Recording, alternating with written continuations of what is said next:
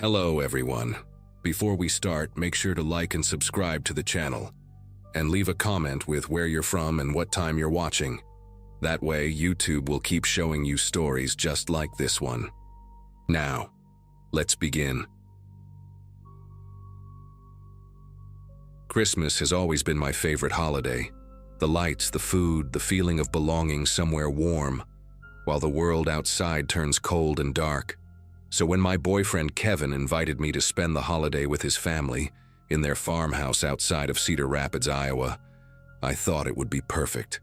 We had been dating for about 8 months, and things were getting serious enough that meeting the whole extended family felt like the natural next step. I remember packing my suitcase that Thursday morning, carefully wrapping the gifts I had bought for his parents and his 2 sisters, feeling nervous but excited. My own family had scattered across the country after my parents split up when I was finishing college back in 2015, so the idea of a big traditional Christmas dinner with a real family felt like something out of a movie.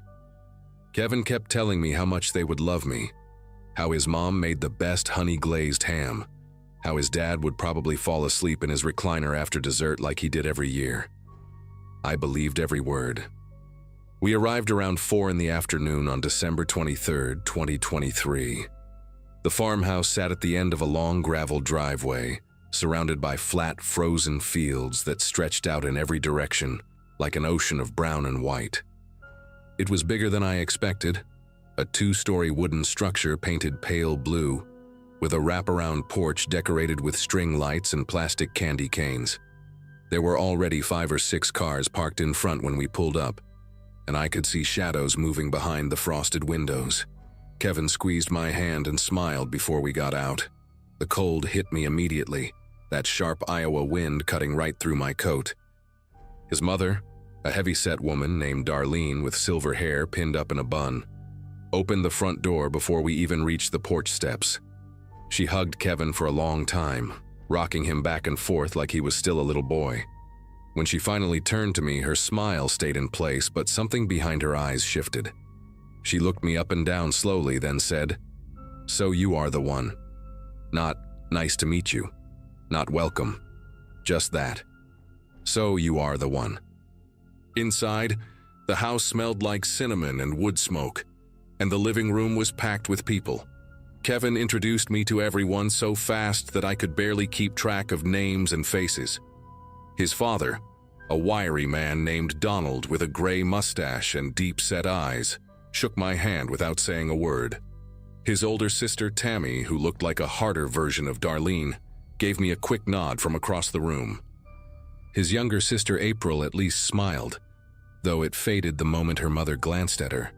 There were aunts and uncles and cousins scattered around on couches and folding chairs, and every single one of them seemed to stop their conversations when I walked in. The Christmas tree in the corner was enormous, covered in what looked like decades' worth of ornaments, and above the fireplace hung a wooden sign that read, "Family First, Family Forever." I tried to make small talk with a few people, asking about their drive or commenting on the decorations, but every response I got was short and clipped. Kevin kept disappearing to help with things in the kitchen or to catch up with relatives he had not seen in months, leaving me alone in a room full of strangers who clearly had no interest in making me feel welcome. Dinner that first night was uncomfortable in ways I still struggle to put into words. We all crowded around a long table in the dining room, and Darlene made a point of seating me at the very end, as far from Kevin as possible. He was sandwiched between his sisters near the head of the table, and every time I tried to catch his eye, someone would lean in to talk to him or pass a dish that blocked my view. The food was good, I remember that much, but I could barely taste it. Conversations happened around me but never included me. At one point, Tammy said something about how Kevin used to bring home better choices in college, and the whole table laughed except for Kevin, who just stared at his plate. I waited for him to say something, to defend me, but he stayed quiet. After dinner, Darlene asked me to help clear the table while everyone else moved to the living room for coffee and pie. I spent 20 minutes alone in that kitchen, scraping plates and loading the dishwasher, listening to laughter coming from the other room. When I finally finished and went to join them, the conversation stopped the second I appeared in the doorway, Darlene looked at me with that same flat smile and said, "Oh, we were just talking about family things. You would not understand." That night, Kevin and I slept in his old childhood bedroom, a small room on the second floor with faded posters of basketball players still taped to the walls. I tried to tell him how I was feeling, how his family seemed cold toward me, how the comment at dinner had hurt. He sighed and rubbed his face and told me I was being too sensitive, that his family was just like that with new people, that I needed to give them time. He fell asleep within minutes, but I lay awake for hours staring at the ceiling and listening to the old house creak and settle around me. At some point after midnight, I heard footsteps in the hallway outside our door. They stopped right in front of the room and stayed there for what felt like 5 full minutes before finally moving away. I told myself it was nothing, probably just someone going to the bathroom. But sleep did not come easy after that. When I finally drifted off, I dreamed about being trapped in a room with no doors while faceless people pressed against the walls, watching me. I woke up to gray morning light and the smell of bacon drifting up from downstairs. And for a brief moment, I let myself believe that maybe today would be different. Maybe they just needed to warm up to me. Christmas Eve started with breakfast in the kitchen, and I made an effort to be helpful and friendly despite how exhausted I felt. I offered to help Darlene with the cooking, but she told me she had it under control and that I should just stay out of the way. So I sat at the kitchen table with a cup of coffee while the women of the family bustled around me, talking to each other as if I was not even there. Around noon, more relatives started arriving, and the house grew louder and more crowded. I noticed that people kept having hushed conversations that would stop whenever I walked into a room. Kevin was no help at all. He spent most of the day outside with his father and his uncles, working on something in the barn, and every time I tried to go find him, one of his relatives would redirect me back inside with some excuse.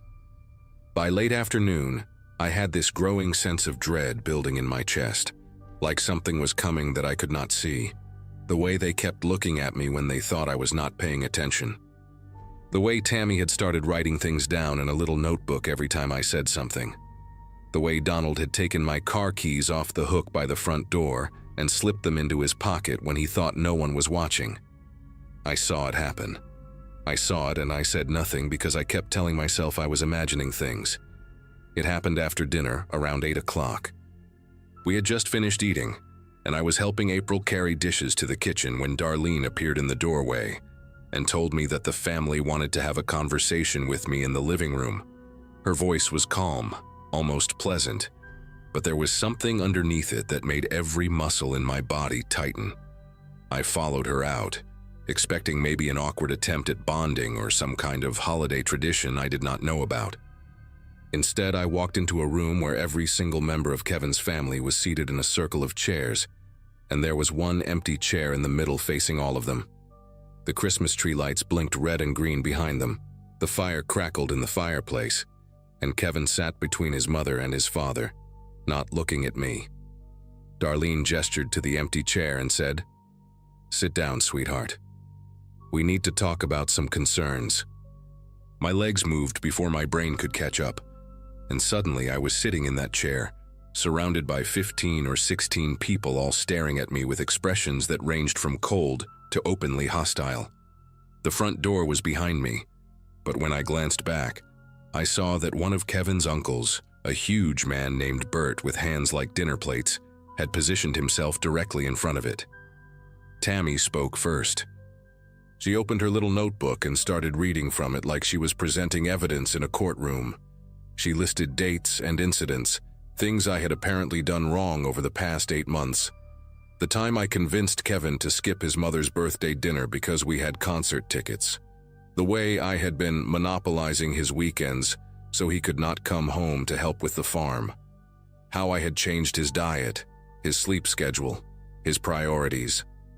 She said I was isolating him from his family, that I was manipulating him, that I was trying to turn him against the people who had loved him his whole life. Each accusation hit me like a punch to the chest. I tried to respond, tried to explain that Kevin had made his own choices, that we were building a life together in the city, that none of this was some sinister plan. But every time I opened my mouth, someone else would cut me off. Donald talked about how Kevin used to call home every Sunday, and now they were lucky to hear from him once a month. Darlene cried actual tears as she described how her baby boy was slipping away from her. An aunt whose name I never learned called me a snake. The word hung in the air like smoke. A snake. And through all of it, Kevin just sat there, hunched forward with his elbows on his knees, staring at the floor and saying absolutely nothing. After about an hour of this, I finally found my voice. I stood up from the chair and said I was done, that I was not going to sit here and be attacked, that I wanted to leave. The room went quiet.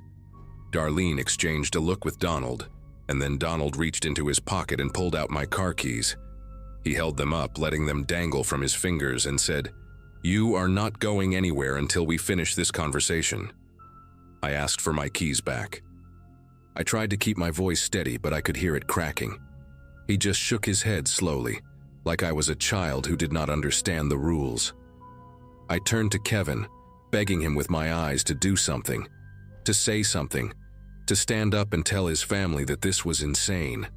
He finally looked at me, and for a second I thought I saw something like guilt in his expression.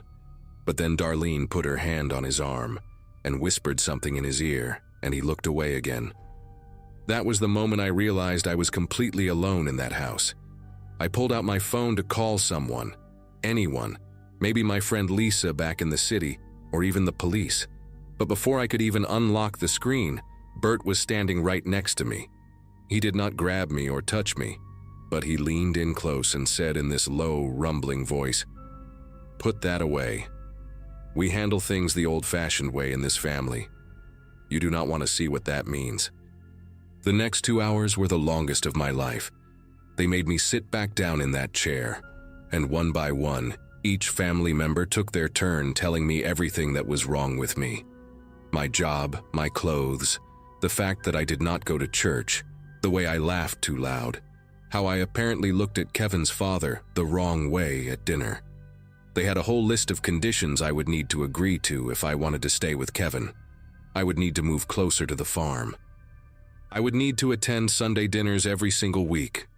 I would need to ask Darlene's permission before making any major decisions that affected Kevin. They had printed it all out on a piece of paper, like a contract, and Tammy slid it across to me with a pen. I stared at that paper for a long time. The fire had burned down to embers. The Christmas tree lights kept blinking their cheerful pattern. Outside, I could hear the wind howling across those frozen fields, and I thought about how far away the nearest neighbor must be, how no one would hear me if I screamed. I looked at Kevin one more time, searching for any sign that he would help me, that he would stand up for us. He would not even meet my eyes. So I picked up the pen, and then I set it back down and said, "No." The silence that followed was deafening. Darlene's face went from shocked to furious in the span of a heartbeat. She started to say something, but I did not let her finish. I stood up so fast that the chair tipped over behind me, and I started talking loud enough that my voice filled the whole room. I told them that what they were doing was insane, that holding someone against their will was a crime, that I would call the police the second I got out of there, and they would all have to explain themselves. I was shaking, my whole body trembling, but something inside me had snapped, and I was not going to let these people break me.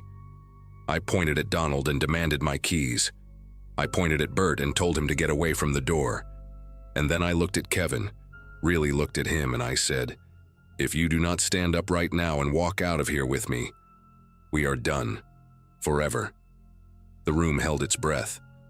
Kevin's face had gone pale, and I could see his jaw working like he was trying to chew through something tough. Finally, after what felt like an eternity, he stood up. Darlene grabbed at his arm, but he shook her off. He walked over to his father, held out his hand, and said, "Give her the keys, Dad." Donald stared at him for a long moment, something ugly passing behind his eyes. But Kevin did not back down, and eventually, slowly, Donald dropped the keys into Kevin's palm. We walked out of that house together, and nobody tried to stop us. Maybe they were too shocked. Maybe they realized they had pushed too far. I do not know, and I do not care. The cold air hit me like a slap when we stepped onto the porch, and I had never been so grateful for anything in my life. Kevin drove because I was shaking too hard to hold the wheel. We did not talk for the first hour, just drove through the dark Iowa night with nothing but fields and silence around us. When we finally stopped at a gas station somewhere near Des Moines, I got out and threw up in the parking lot. Kevin held my hair back and kept saying he was sorry, over and over, like a broken record. I wanted to scream at him, to ask him why he had not said anything sooner, why he had let it go on for so long. But I was too exhausted. We drove all night and made it back to the city by sunrise on Christmas morning. I spent the holiday alone in my apartment, eating cereal and staring at the wall, trying to process what had happened. Kevin and I tried to make it work for another few weeks after that, but something between us had shattered in that living room, and there was no putting it back together. I ended things in January, and I have not spoken to him since. It has been almost a year now, and I still think about that night more often than I would like to admit. Sometimes I wonder what would have happened if I had signed that paper, if I had given in, and let them mold me into whatever they thought Kevin deserved. Would I still be driving out to that farmhouse every Sunday, sitting at that long table, pretending to be someone I am not? The thought makes me sick. I learned something important in that living room, surrounded by people who had decided I was the enemy before I even walked through the door. I learned that some families are not built on love. They are built on control, on loyalty that looks more like fear, on traditions that exist to keep everyone in line. And I learned that no matter how much you want someone, no matter how much you think you love them, you cannot save a person who will not save themselves. Kevin made his choice when he sat there in silence and let them tear me apart. He made another choice when he finally stood up, but it was too late by then. The damage was done. I hope he is okay, wherever he is. I hope he eventually finds the strength to break free from that family for good. But that is not my fight anymore. I got out. And every Christmas since, I celebrate alone, with cheap wine and a movie and the doors locked tight. It is not the warm family holiday I used to dream about. But at least I am safe. At least I am free.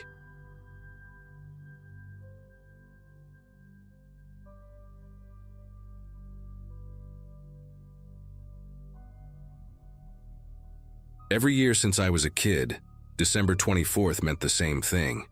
Chaos, laughter, and falling asleep to the smell of pine needles and cinnamon.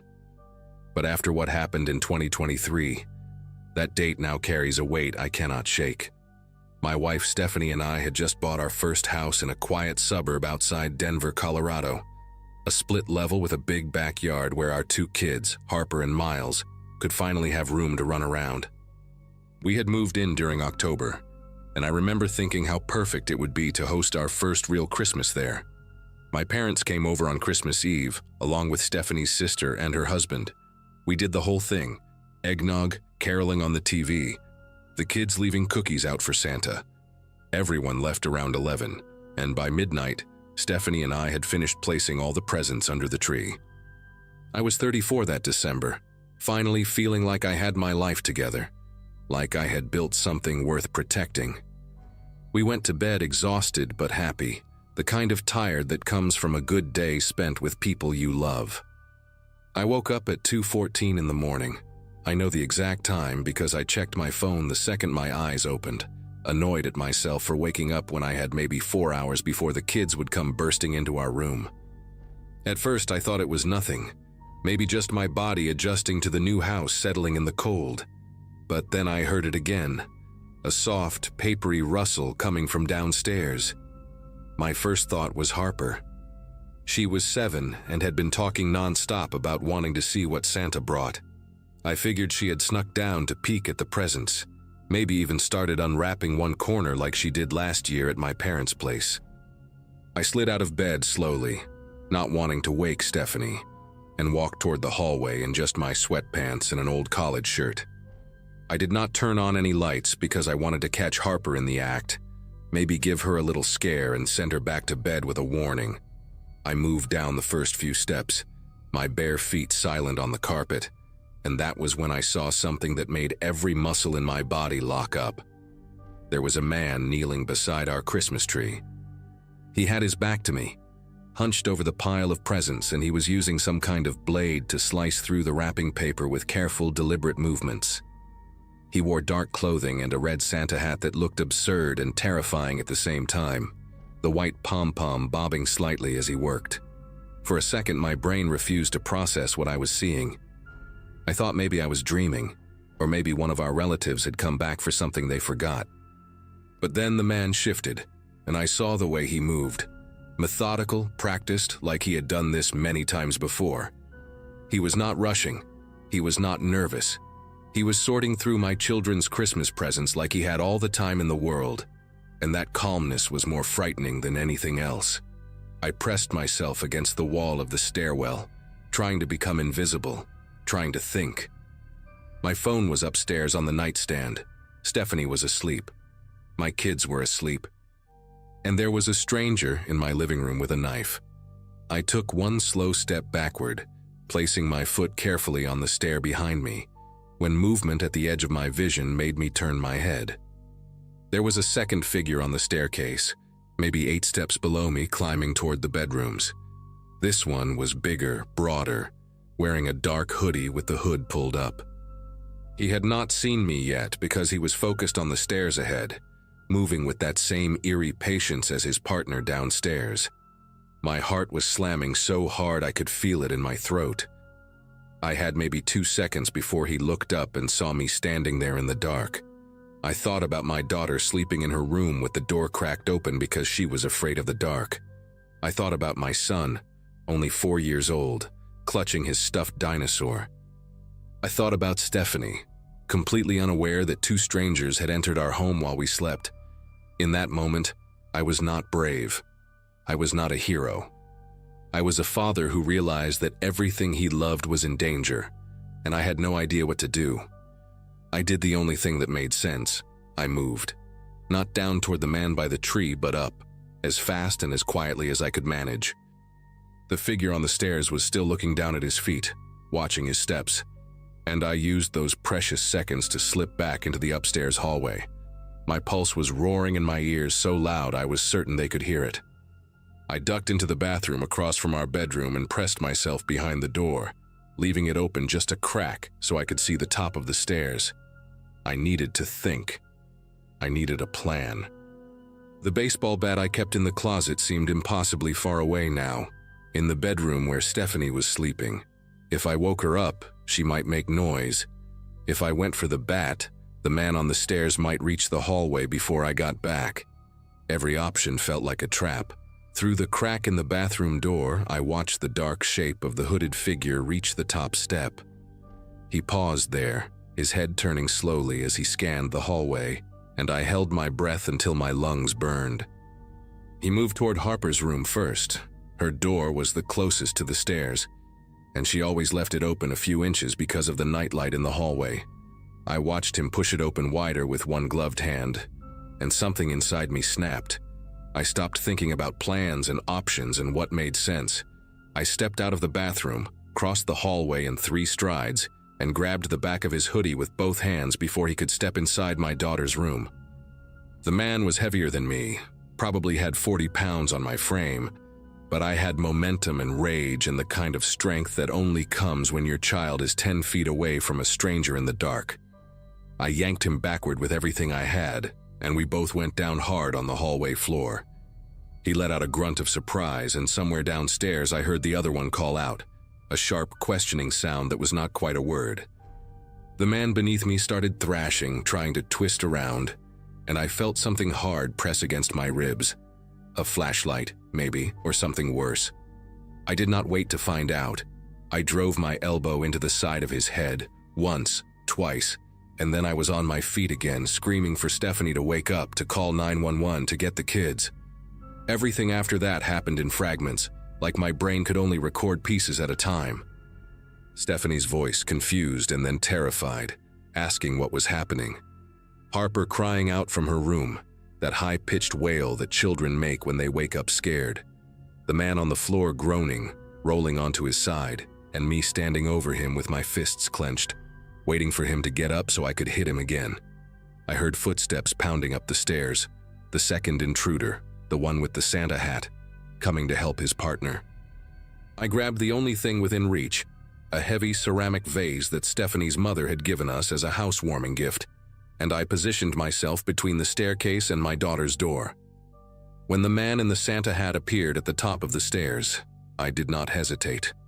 I swung the vase at his face with both hands, and it connected with a sound I will never forget, a wet, crunching impact that sent him stumbling backward. He caught himself on the railing, blood streaming from his nose, and for one long second we just stared at each other. His eyes were wide and shocked above a black cloth mask that covered the lower half of his face. He was younger than I expected, maybe mid-20s, and in that moment he looked almost as scared as I felt. He ran. He turned around and went down those stairs so fast he nearly fell, and I heard the front door slam open as he fled into the night. The man on the hallway floor was trying to crawl toward the stairs now, leaving a smear of blood on the carpet from where my elbow had split something open on his face. Stephanie was in the doorway of our bedroom with her phone pressed to her ear, her voice shaking as she told the 911 operator our address. I could hear Harper sobbing and Miles calling out for Mommy, and I wanted to go to them so badly it hurt, but I could not take my eyes off the man on the floor. He made it to the top of the stairs, pulled himself up using the railing, and half ran, half fell down to the first floor. I followed him to the top step and watched him stumble through the living room, past the scattered presents and torn wrapping paper, and out the same door his partner had used. The whole thing, from the moment I woke up to the moment they were gone, was maybe 4 minutes. It felt like hours. It felt like seconds. When I finally let myself breathe, my legs gave out, and I sat down right there on the top stair, shaking so hard my teeth were chattering. The police arrived in under 6 minutes, though it felt like an eternity.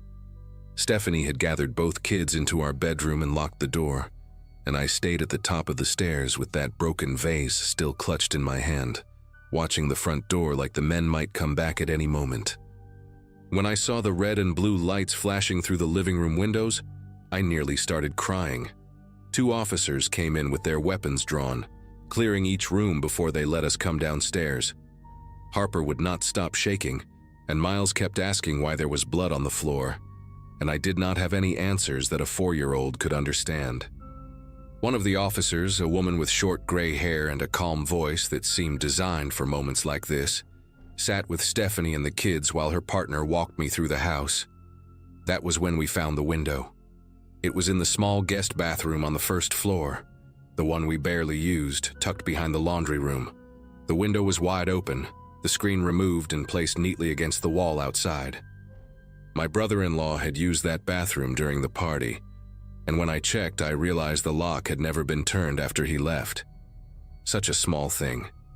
Such a stupid, simple oversight. And 2 strangers had slipped through it while my family slept upstairs.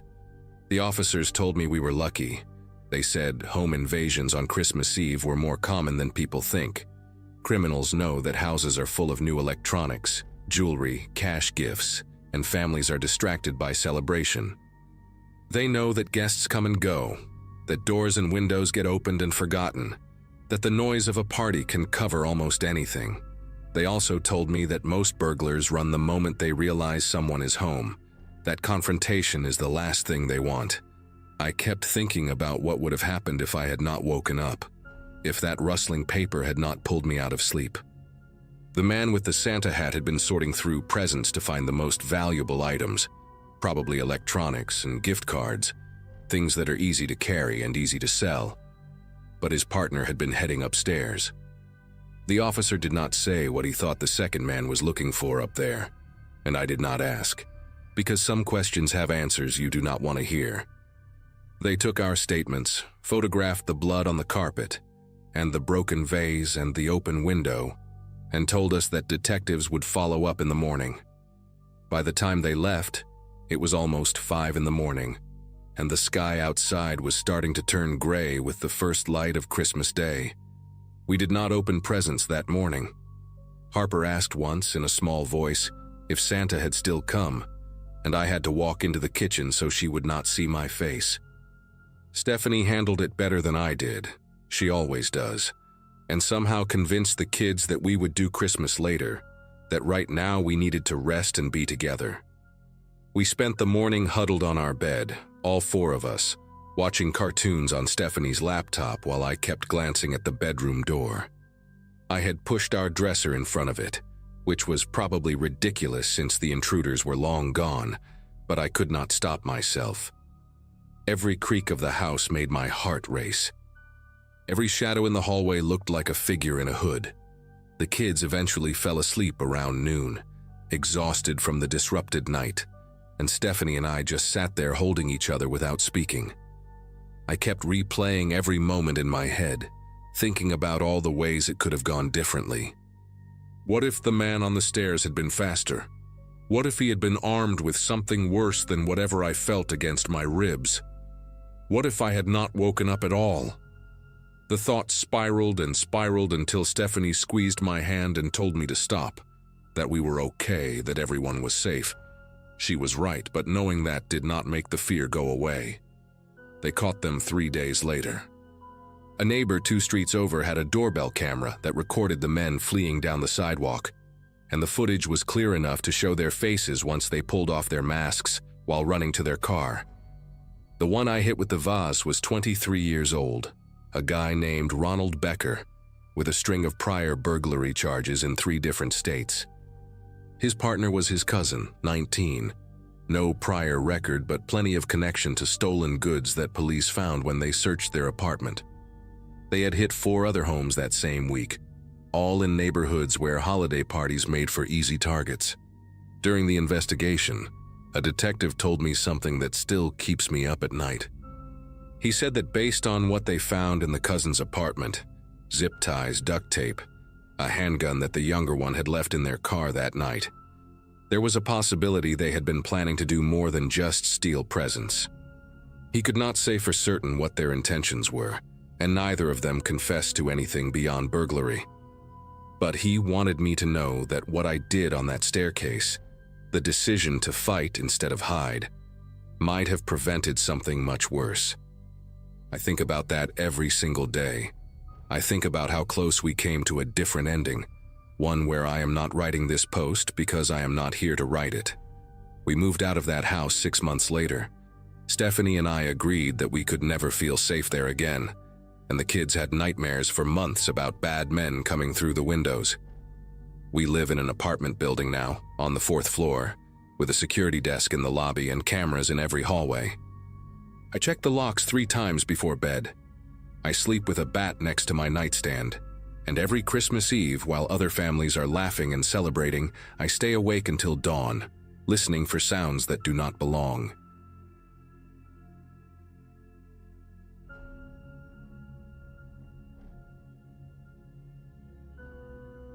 Volunteering for the Ashford Winter Festival seemed like a good idea, until I realized it meant standing outside for 6 hours in December checking vendor permits. My sister Amanda had convinced me to sign up, insisting I needed to do something other than mope around that apartment. She wasn't wrong.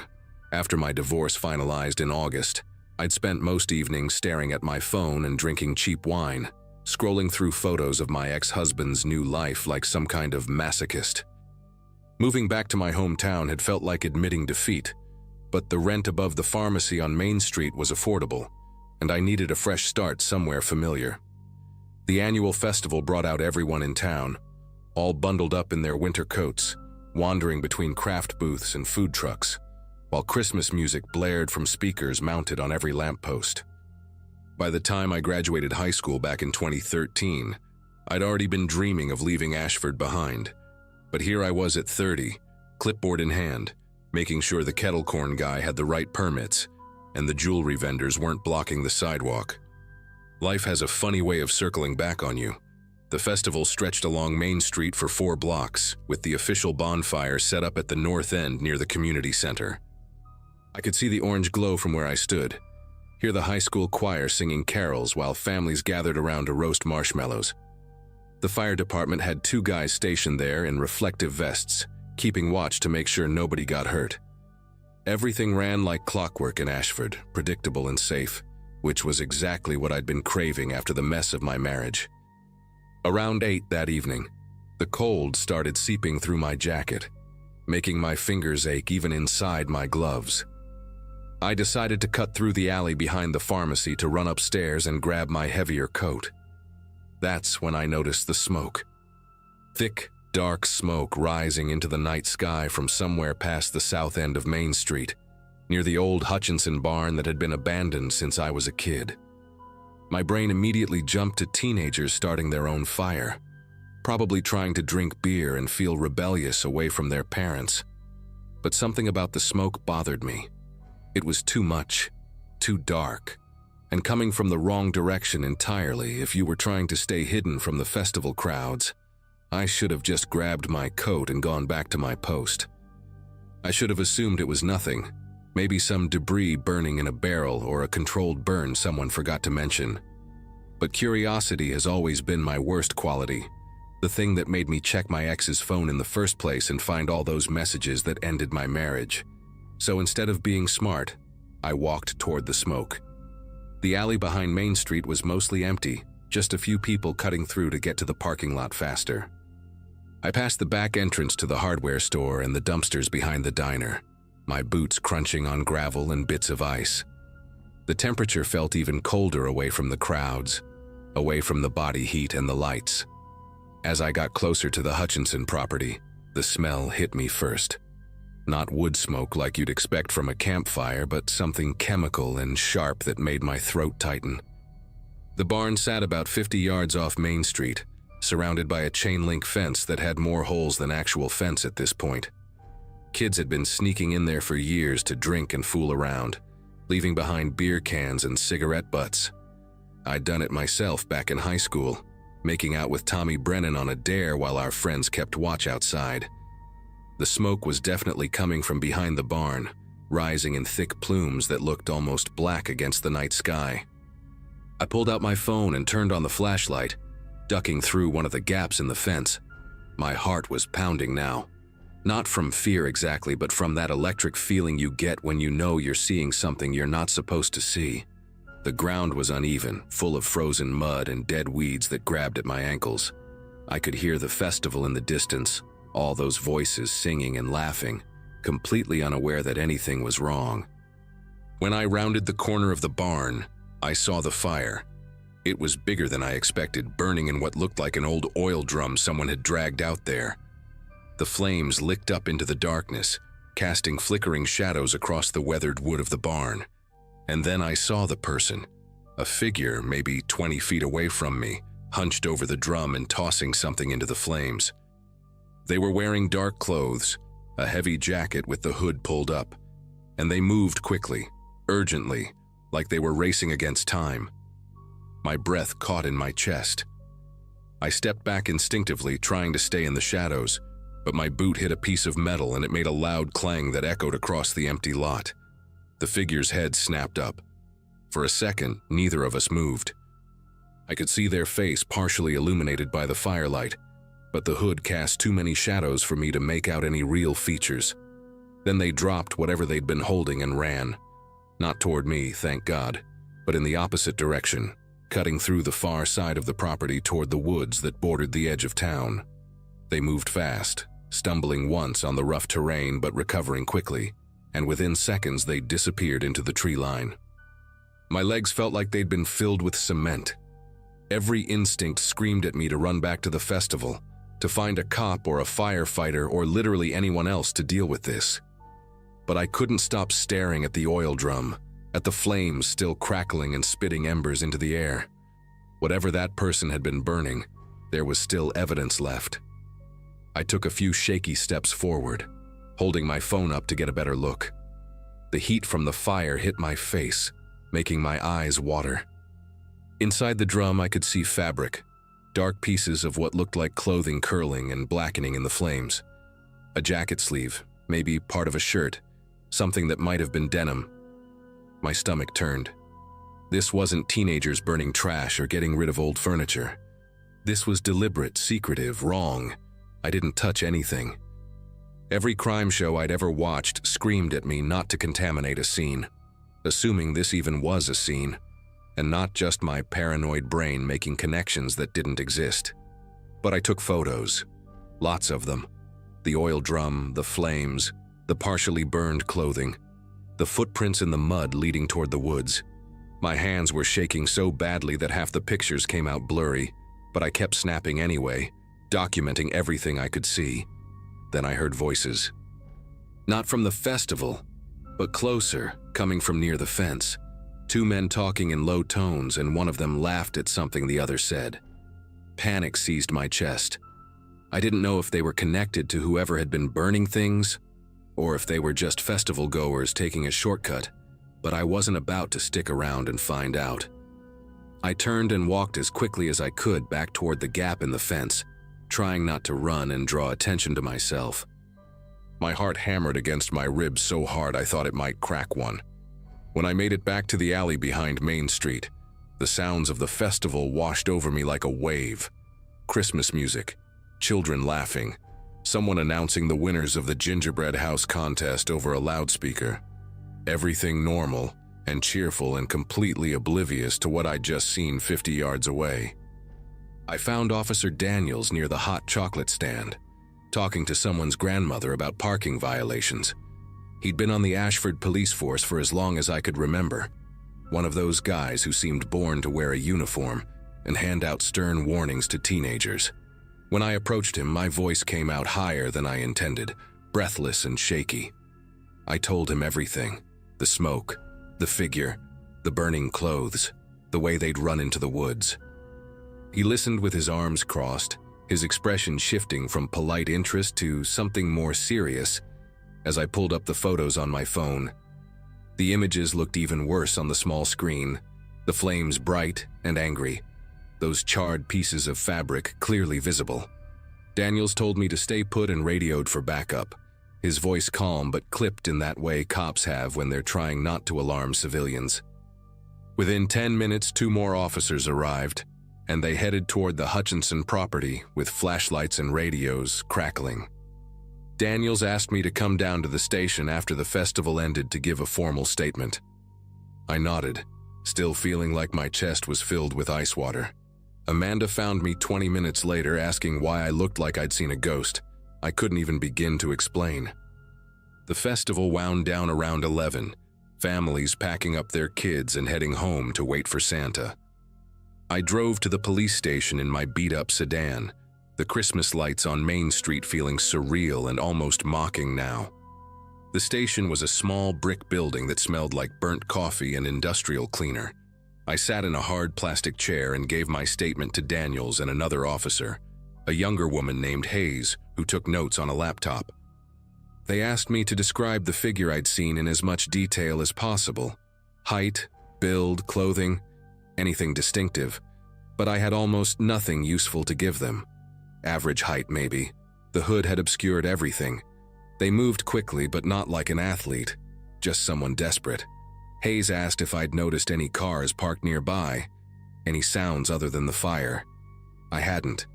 I'd been too focused on not getting caught myself. When they finished with me, Daniels walked me to the door and told me they'd secured the scene and would investigate thoroughly in the morning. His tone was professional, but I could see something in his eyes, a tightness around his mouth that told me he was taking this seriously. I drove home and didn't sleep. Every time I closed my eyes, I saw those flames and that hooded figure disappearing into the darkness. The news broke before I even woke up on Christmas morning, though calling what I did sleeping would be generous. My phone started buzzing around 7 with texts from Amanda, from people I hadn't talked to in months, all asking the same thing. "Did you hear about Stephanie Carr?" I sat up in bed, my whole body aching from tension, and opened the group chat where half the town seemed to be losing their minds. Stephanie Carr, 41 years old, lived on Oakmont Avenue with her husband and their teenage son. She'd been at the festival the night before, working one of the craft booths selling handmade candles. Her husband reported her missing around 6 in the morning when he woke up and realized she'd never come home. Her car was still parked on Main Street where she'd left it. Her phone went straight to voicemail. Nobody had seen her since around 8 the previous evening, right around the time I'd been standing behind that barn watching someone burn clothes. My mouth went dry. I called Daniels immediately, my fingers fumbling with the phone. He picked up on the second ring and his voice sounded exhausted. He told me they were already looking into possible connections, that I needed to come back to the station as soon as possible. The police station was completely different from the night before. Now it was full of people, officers moving quickly between rooms, phones ringing constantly, someone setting up a command board with photos and timelines. Hayes met me at the entrance and brought me to a small interview room that smelled like stale air and anxiety. Daniels came in a few minutes later with a folder under his arm and dark circles under his eyes that told me he hadn't slept either. He laid out photos on the table between us. Crime scene photos from the Hutchinson property, taken in daylight. The oil drum, now cold and empty except for ash. And there, among the debris, clearly visible in the harsh light of the camera flash, were the remnants of clothing. A burnt piece of fabric with a distinctive pattern, blue and white checks. Daniels pulled out another photo, this one from Stephanie's husband. Showed Stephanie at the festival the night before, smiling at the camera, wearing a blue and white checkered flannel shirt, the same pattern. My vision swam for a second. Daniels asked me to look at the photos I'd taken the night before again, to see if I noticed anything else now that I knew what we were looking for. I scrolled through them slowly, my stomach churning. In one of the shots, partially obscured by smoke, you could see something else in the flames. What looked like the strap of a purse, the corner of a leather bag. Stephanie's booth had been selling candles in handmade bags. The investigation moved fast after that. Daniels brought in state police because Ashford didn't have the resources for something this serious. And suddenly, our tiny town was crawling with detectives and forensic teams. They combed through the Hutchinson property for 2 full days, collecting ash samples and photographing every footprint they could find. The story spread like wildfire. Excuse the expression. Everyone had a theory. Some people thought Stephanie had run off with another man and staged her own disappearance. Others whispered about her husband, about how he'd seemed too calm when he reported her missing, how marriages always look perfect from the outside until they don't. I knew better. I'd seen someone actively destroying evidence, someone who'd chosen that exact night because they knew the whole town would be distracted by Christmas carols and hot chocolate. The festival had provided perfect cover, hundreds of people moving around, cars parked everywhere. Everyone focused on anything except what was happening 50 yards away in the darkness. On the 3rd day after Christmas, they found her. A hiker's dog picked up a scent in the woods about 2 miles from the Hutchinson barn, leading them to a shallow grave covered with branches and frozen leaves. Stephanie Carr had been strangled. The medical examiner estimated time of death around 8:30 on the night of the festival, maybe an hour after she was last seen. My photos, as blurry and amateur as they were, became crucial evidence in establishing a timeline. The arrest came 2 weeks later, and it wasn't who anyone expected. Brian Kimball, a 46-year-old contractor who'd done work on half the houses in Ashford, including Stephanie's. Turned out he'd been having an affair with her for 8 months, and when she tried to end it, threatened to tell her husband everything. She'd called it off that night at the festival, told him it was over for good. Security footage from the pharmacy caught him following her when she left her booth, walking toward the back of Main Street. The footprints at the scene matched his work boots. Fibers from his truck were found on her body.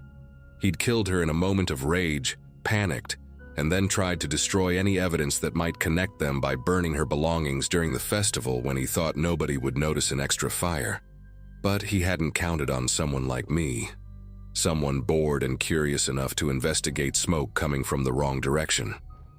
During the trial, the prosecutor used my testimony and my photos extensively. I had to sit on that stand and describe everything I'd seen, everything I'd felt in that moment when I realized I was watching someone cover up a murder. The defense tried to argue that I couldn't identify their client, that the figure could have been anyone. They were right about that part. I never saw his face, but the physical evidence, combined with the timeline my photos established, was enough. Brian Kimball was convicted and sentenced to life without parole. I still live in Ashford, still in that apartment above the pharmacy. The festival happens every year, same decorations, same carolers, same hot chocolate stand. But I don't volunteer anymore. I can't walk past the Hutchinson property without feeling sick, even though they tore down the barn last spring and turned it into a community garden. Sometimes people recognize me around town, the woman who saw something and actually did something about it, and they treat me like some kind of hero. But I don't feel heroic. I feel like I accidentally stumbled into someone else's nightmare and barely escaped with my sanity intact. Stephanie's son graduated high school last year. I saw the announcement in the local paper, saw his mother's name listed in memoriam. He'll grow up knowing his mom was murdered by someone she trusted, someone who pretended to care about her. That kind of betrayal doesn't just kill the victim, it kills something in everyone who loved them too. My sister still asks me to get out more, to stop isolating myself, but she doesn't understand that some things change you in ways you can't explain. I learned that evil doesn't look like a monster or announce itself with warning signs. Sometimes it looks like a contractor in a work jacket, someone your neighbors trust to fix their roof or remodel their kitchen, someone who can smile at you in the hardware store and then strangle a woman to death an hour later because she wouldn't do what he wanted. That's the part that haunts me most. Not what I saw that night, but how ordinary it all was. How easily it could have gone completely unnoticed if I'd just minded my own business and grabbed my coat like I planned. Termine.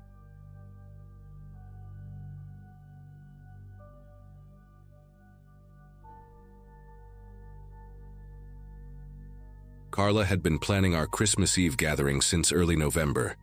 She wanted everything perfect for our first holiday season in the new house, a modest 3-bedroom we had closed on back in September, tucked away in a quiet suburb outside Charlotte, North Carolina. Our daughter Sophie had just turned 5, and our son Eli was 7, old enough to remember this Christmas for years to come. My parents made the drive down from Maryland, and Carla's sister Renee came with her husband and their twin toddlers. By 6 in the evening, the house was alive with warmth and noise, the smell of cinnamon candles mixing with roasted ham, string lights glowing along the staircase banister. A playlist of old Christmas classics hummed softly through the Bluetooth speaker in the kitchen. Watching everyone gathered in our living room, I felt a quiet pride settle in my chest. At 33, after years of renting cramped apartments and saving every spare dollar, I had finally built something real for my family. Our next-door neighbor was a man named Glenn Partridge. He lived alone in a tan brick house with overgrown hedges and a permanent collection of Amazon boxes stacked by his front door. I had spoken to him maybe 4 times since we moved in, and each conversation left me feeling slightly unsettled without being able to pinpoint exactly why. He was somewhere in his late 50s, with thinning gray hair and deep-set eyes that always seemed to be looking past you rather than at you. He never smiled, never waved from his driveway, and once, when Sophie's soccer ball rolled onto his lawn, he stood at his window watching us retrieve it for a full minute before slowly pulling the blinds shut. Carla told me I was being paranoid, that some people were just private. I wanted to believe her. That Christmas Eve, around 7 in the evening, I noticed Glenn standing at the edge of his property, staring at our house as guests arrived. He was wearing a brown jacket despite the cold, and he just stood there, motionless, watching car after car pull into our driveway. I tried to push Glenn out of my mind as the evening went on. The kids were running between the living room and the hallway, chasing each other with foam swords Eli had gotten as an early gift. My father was telling his old army stories to Renee's husband, who nodded politely while nursing a glass of bourbon. Carla and her sister were in the kitchen, laughing about something from their childhood, and my mother was rocking one of the twins in the corner armchair. The volume inside the house was never excessive, just the natural hum of a family enjoying themselves. We kept the music low enough that we could talk without shouting. By 9 o'clock, the kids were getting tired, and we started winding things down. Sophie fell asleep on the couch, and Eli was fighting to keep his eyes open while watching a Christmas movie on the television. I stepped outside briefly to grab more firewood from the pile beside the garage, and that was when I saw Glenn again. He was standing on his front porch now, arms crossed, staring directly at me. I raised my hand in an awkward wave, but he did not respond. He just kept staring. Around 10, I got a notification on my phone from our front door camera. We had installed a Ring doorbell a few weeks after moving in, mostly because Carla wanted to see package deliveries. I opened the app and felt my chest tighten. The camera showed Glenn pacing back and forth on the sidewalk in front of our house, maybe 15 feet from our property line. His movements were erratic, jerky, like he was arguing with someone who was not there. I could see his lips moving rapidly, but the audio was hard to make out over the ambient noise. I turned up the volume on my phone and pressed it against my ear, trying to catch what he was saying. His voice came through in fragments, distorted but unmistakable. He kept repeating something about people disrespecting him, about how nobody takes him seriously, about how he was done being ignored. And then, as he turned slightly toward the streetlight, I saw it clearly. There was a handgun tucked into the waistband of his jeans, the black metal glinting under the pale yellow glow. I showed the video to Carla in the kitchen, keeping my voice low so the others would not hear. Her face went pale as she watched Glenn pace and mutter, and when I pointed out the gun, she grabbed my arm hard enough to leave a mark. We debated calling the police right then, but part of me hesitated. Glenn had not actually done anything illegal yet. He was on a public sidewalk, and North Carolina is an open carry state. I kept telling myself that maybe he was just having a bad night. Maybe he would go back inside and sleep it off. But then another notification came through, and when I checked the camera again, Glenn was standing completely still now, facing our front door. His hands were at his sides, and he was no longer talking to himself. He was just staring at the house with an intensity that made my mouth go dry. My father noticed something was wrong and came over, asking if everything was all right. I did not know how to explain it, so I just handed him my phone and let him watch for himself. His expression hardened immediately. He had seen combat in Vietnam, and I think he recognized danger in a way that I, in my comfortable suburban life, had never learned to. My father told me to stay inside and keep everyone calm while he went to talk to Glenn. I tried to stop him, tried to tell him about the gun, but he waved me off with the confidence of a man who had faced worse. I watched through the living room window as my father walked down the driveway, his posture relaxed but deliberate. Glenn saw him coming and did not move.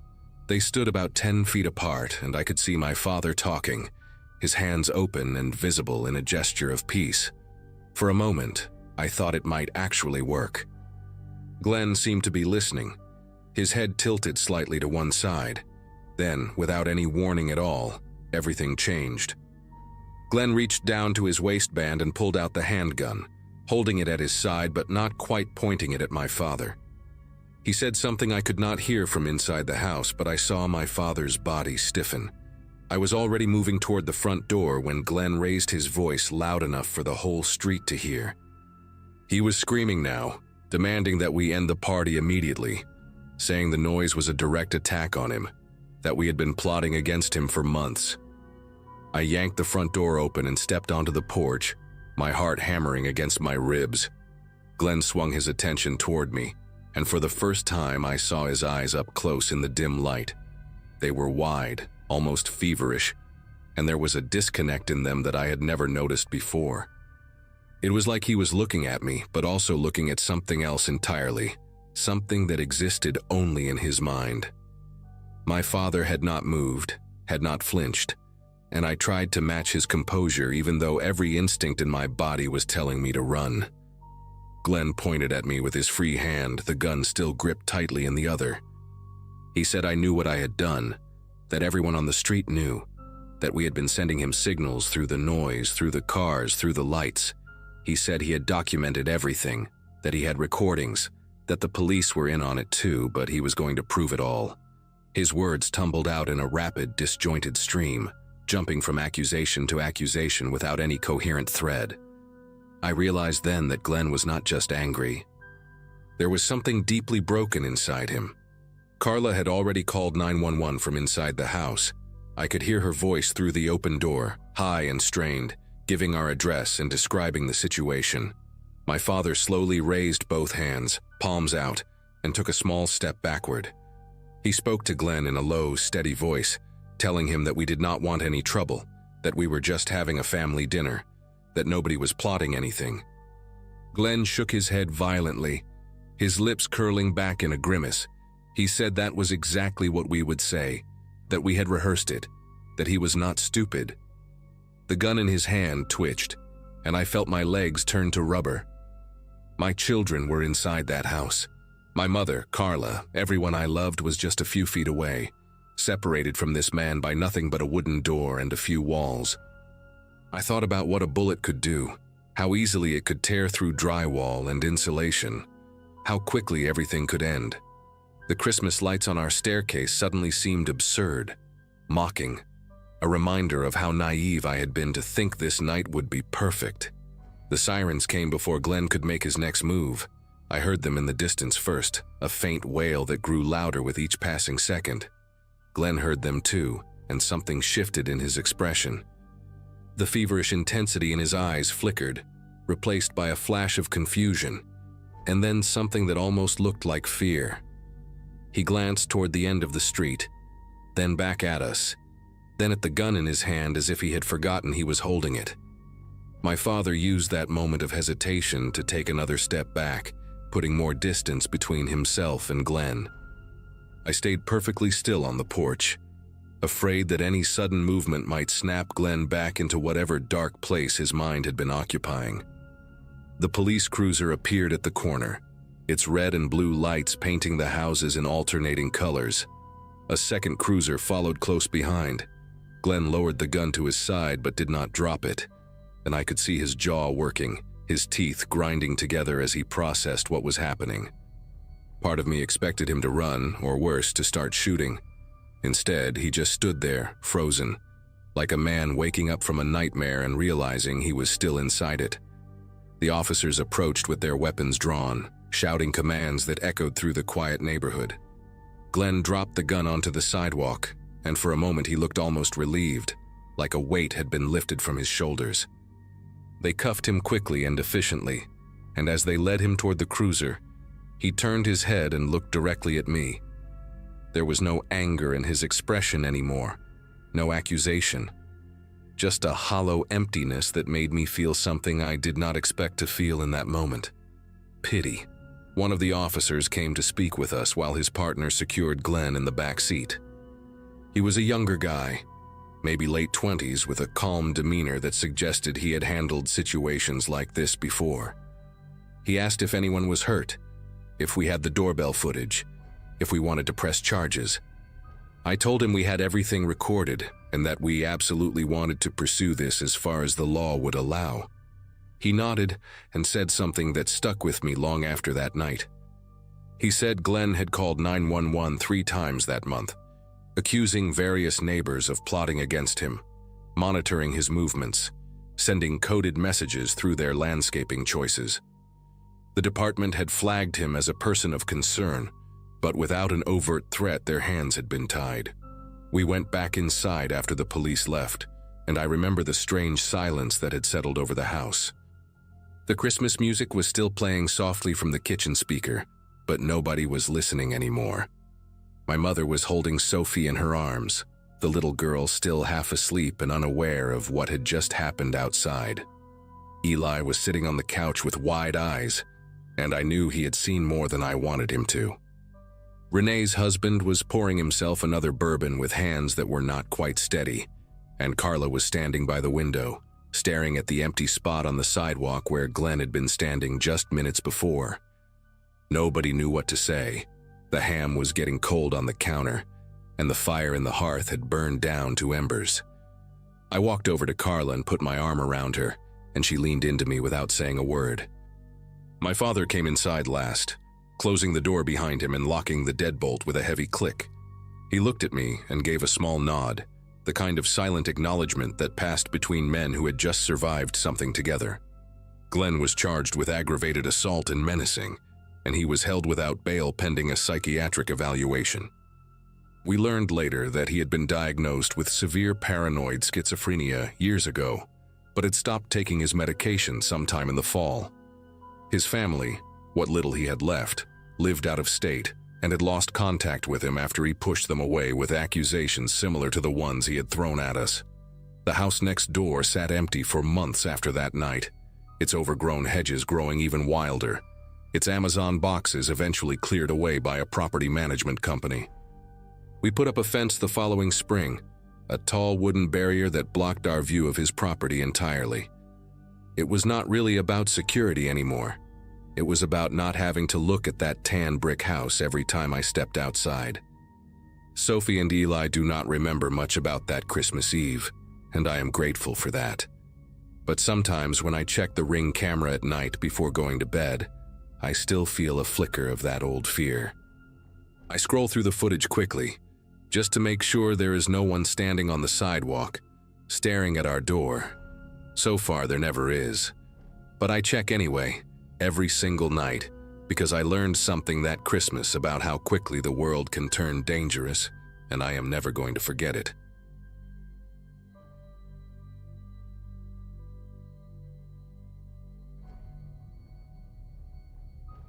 My daughter Molly had begged me to leave the Christmas lights on overnight.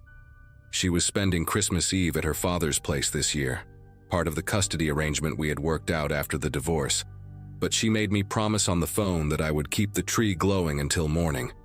"It looks magical from outside, Mom," she had said, and even though she would not be there to see it, I left them on anyway. I had moved into this small craftsman home in Tacoma, Washington, 8 months earlier, right after everything was finalized.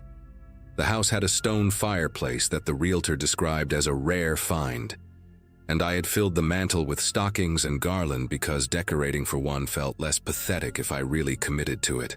That Christmas morning, I woke before my alarm, somewhere around 5, to a sound I could not immediately place.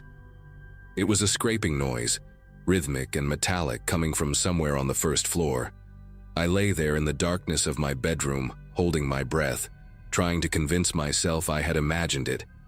The sound came again, and this time there was no mistaking it. My neighbor Gwen had been complaining about raccoons for weeks. They had gotten into her attic and caused all sorts of damage before animal control finally dealt with them. I assumed one had found its way into my chimney, maybe attracted by the residual warmth from the fire I'd let die out the night before. I grabbed my robe from the hook on the back of the door and slipped on my worn house slippers, not bothering with lights as I padded down the narrow hallway toward the living room. The Christmas tree cast soft colored shadows across the walls, and beneath it sat the pile of wrapped presents I had prepared for Molly's visit later that afternoon. My laptop was on the coffee table, along with the small jewelry box my mother had given me years ago. I had been sorting through old pieces the night before, trying to decide what to pass down to Molly when she got older. The scraping grew louder as I approached the fireplace, a grinding metallic sound that seemed to echo inside the flue. I knelt down on the cold hearth, leaning forward to peer up into the darkness, expecting to see the panicked eyes of a trapped animal staring back at me. What I saw instead was a black boot, a single black boot, scuffed and dirty, dangling about 2 feet above the iron grate. It was attached to a leg wrapped in red fabric, cheap, shiny polyester that caught the faint glow from the Christmas tree lights. For a moment, my brain simply refused to process what I was looking at. I remember thinking, in this absurd flash of confusion, that maybe I was still dreaming. Maybe I had not actually gotten out of bed, and this was one of those hyper-realistic nightmares that feel so vivid you can smell things. But I could smell something. Cigarette smoke, stale and clinging to whatever was coming down my chimney. The boot shifted and I heard a grunt from somewhere above it, a distinctly human sound of effort. A man was inside my chimney. A man dressed in what looked like a Santa Claus costume was trying to lower himself into my living room at 5 in the morning on Christmas Day. I scrambled backwards so fast that I knocked into the coffee table, sending my mother's jewelry box clattering to the floor. The noise must have startled him because the movement stopped. I could hear breathing now, heavy, labored breathing echoing down the flue. I was on my hands and knees on the living room floor, staring at that single boot suspended in the darkness of my fireplace, and I could not make myself move. My phone was upstairs on my nightstand. The landline I never used was in the kitchen. Every logical thought seemed to crash into a wall of pure, paralyzing disbelief. Then the boot moved again, dropping another few inches, and I saw more of the leg emerge. The red velvet pants with white fur trim at the cuff, the kind you see on those cheap Santa costumes at party stores. A second boot appeared beside the first one. He was coming down. He was actually coming down into my house, and I was just kneeling there on my floor watching it happen like I had lost the ability to function. Something in me finally snapped into gear. Some primal survival instinct that had been dormant my entire comfortable suburban life. And I pushed myself up off the ground and ran for the kitchen. I grabbed the largest knife from the block on the counter, a chef's knife I had gotten as a wedding gift years ago, and barely used for anything more dangerous than chopping onions. The landline phone was mounted on the wall beside the refrigerator, one of those old cordless models that came with the house. I snatched it from the cradle and dialed 911 with fingers that felt numb and clumsy, pressing myself into the corner between the counter and the wall where I could see the doorway to the living room. The operator answered on the second ring, and I remember my voice coming out in this strange whisper, like my body was afraid to make noise even though the rational part of my brain knew I should be screaming. "Someone is breaking into my house," I said. "He's coming down my chimney. He's dressed like Santa Claus." There was a pause on the other end, and I could almost feel the operator trying to decide if this was a prank call. I gave her my address, repeated it twice, and told her to please send someone immediately. She said units were being dispatched and asked me to stay on the line. From where I stood in the kitchen, I could not see the fireplace directly, but I could see the glow of the Christmas lights reflecting off the hallway walls.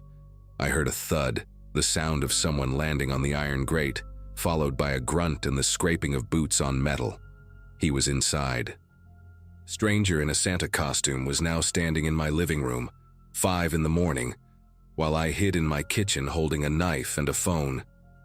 I heard footsteps, slow and deliberate, moving across the hardwood floor. Then the sound of rustling, like someone picking through the presents under the tree. The operator was saying something in my ear, asking if I was still there, asking if I could see the intruder, but I could barely process her words. I was focused entirely on those sounds, the footsteps, the rustling, the occasional clink of something being moved. He was going through my things. He was standing in the room where my daughter would open her gifts in a few hours, touching her presents with his hands, and I was hiding in the kitchen like a terrified child. Part of me wanted to charge in there with the knife, but a larger part understood that confronting him could get me killed. The footsteps stopped.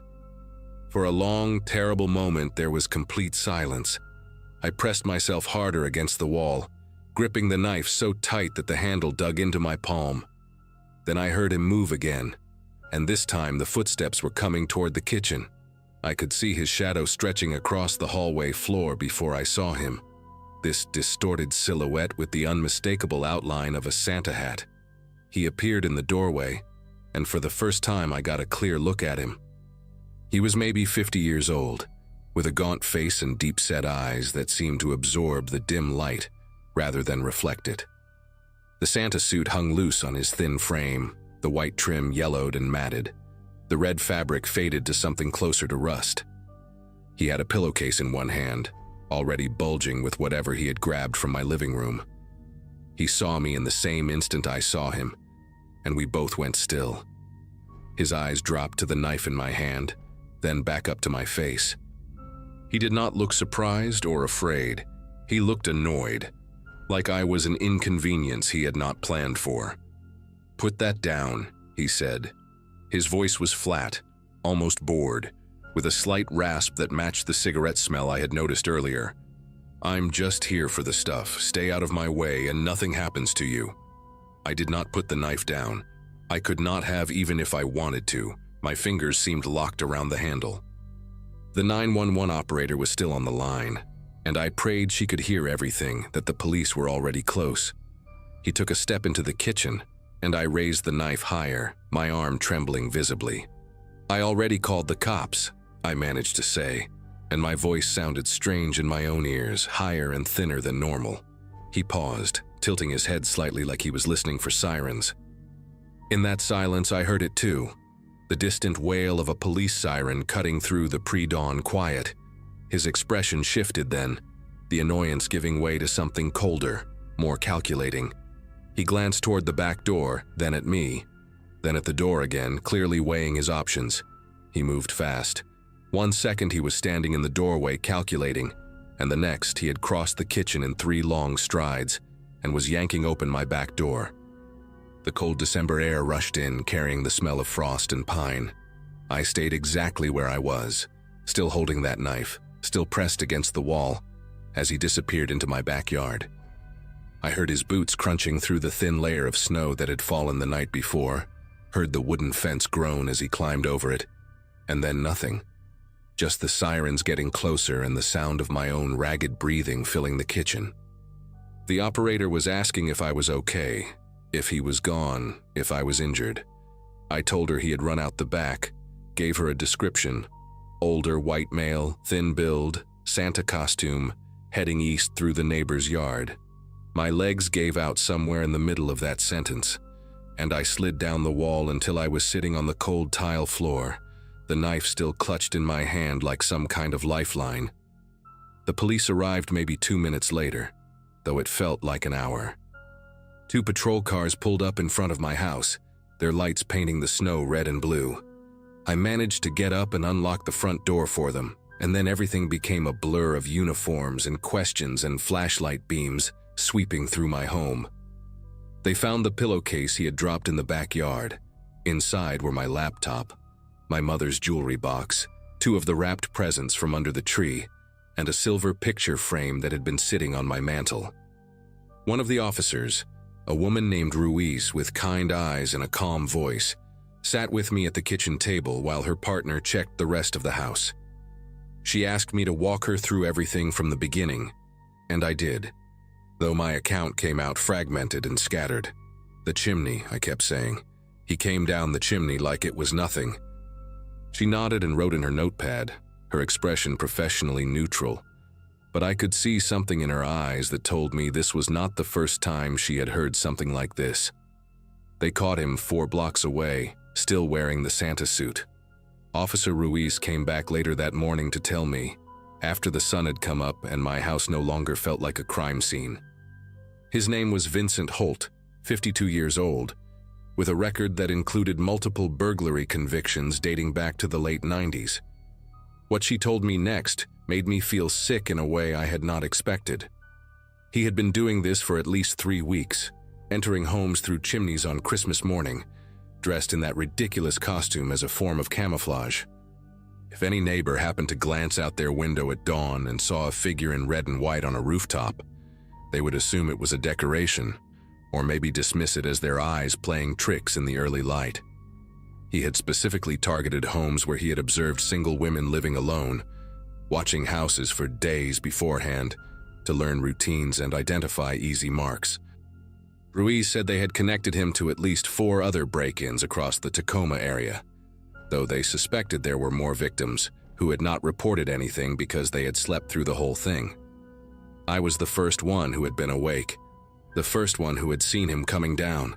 Molly came over that afternoon and I did not tell her what had happened.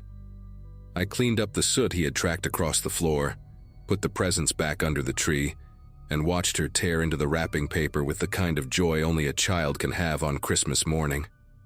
My ex-husband picked up on something when he dropped her off. He asked if I was feeling okay, said I looked pale, but I just told him I had not slept well. It took me 3 days to stop flinching at every small noise in the house. I had a locksmith come out and install a chimney cap with a heavy-duty lock, the kind that bolts directly into the masonry. I also bought a security system, the type with cameras and sensors on every door and window, and I have not slept through a full night since that morning. Sometimes I still think about his face in the kitchen doorway, that look of mild annoyance, like I was just an obstacle between him and what he wanted. I think about how easily he said, "Nothing happens to you," while his eyes told a completely different story. And every Christmas Eve now, no matter how cold it gets outside, I leave my fireplace damper sealed shut and double-check the locks before I go to bed. Molly still asks me to leave the tree lights on overnight, and I still do it for her. But I sit in the living room until dawn, watching the glow reflect off the walls, listening for sounds that do not belong.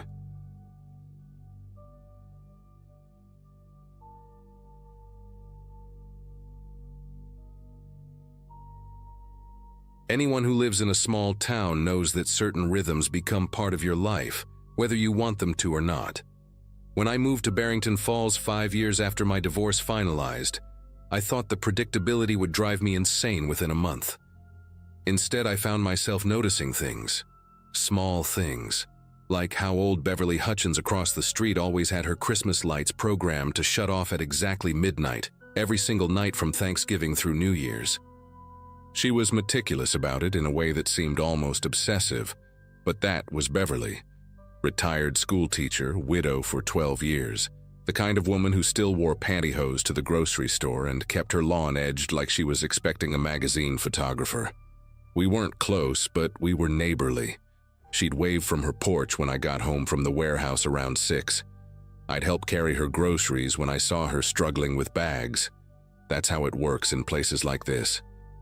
Christmas Eve 2024 was unseasonably warm for Massachusetts.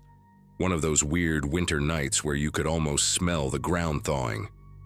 I'd spent the evening at my sister's place in the next town over, eating too much ham and making awkward small talk with her husband's family. Got home around 11:30, tired and ready to collapse. I remember parking in my driveway and seeing Beverly's house across the street, absolutely covered in those old-fashioned multicolored bulbs. She had them strung along every eave, wrapped around the porch columns outlining her windows. It looked like something from a 1950s postcard. The lights were still on, but that made sense since midnight hadn't hit yet. I went inside, brushed my teeth, and fell into bed with my phone scrolling through nothing important. At some point I must have dozed off because when I jerked awake, my neck was stiff and my phone had slipped onto the floor. I reached for it and checked the time. 3:14 in the morning. The house was dark except for the streetlight filtering through my bedroom curtains, and that's when I noticed something that made me sit up fully. Through the gap in the curtains, I could see Beverly's house. Every single Christmas light was still blazing. At first I thought maybe she'd fallen asleep and forgotten to set the timer, but Beverly didn't forget things like that. She was the type who had backups for her backups.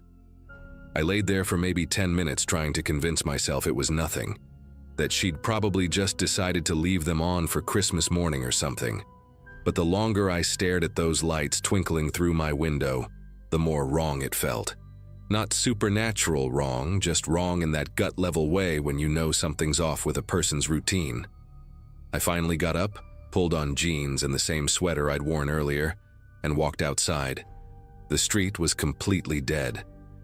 No cars, no sounds except for a dog barking somewhere 3 blocks over.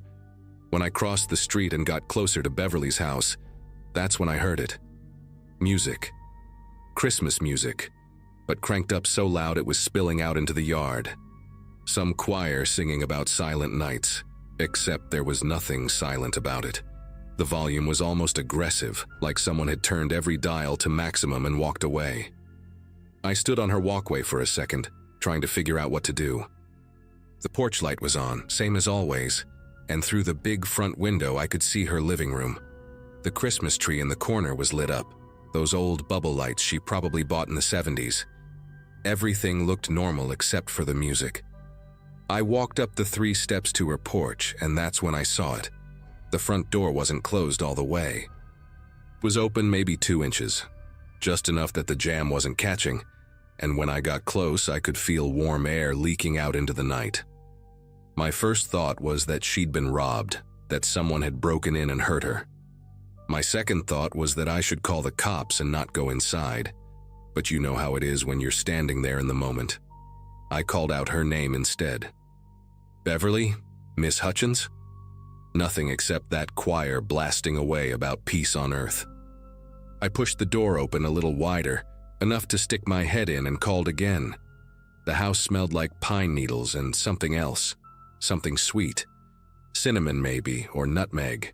The hallway was empty. the music coming from somewhere deeper inside. I stepped all the way in, leaving the door open behind me in case I needed to run.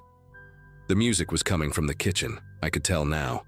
One of those old CD players, probably, stuck on repeat.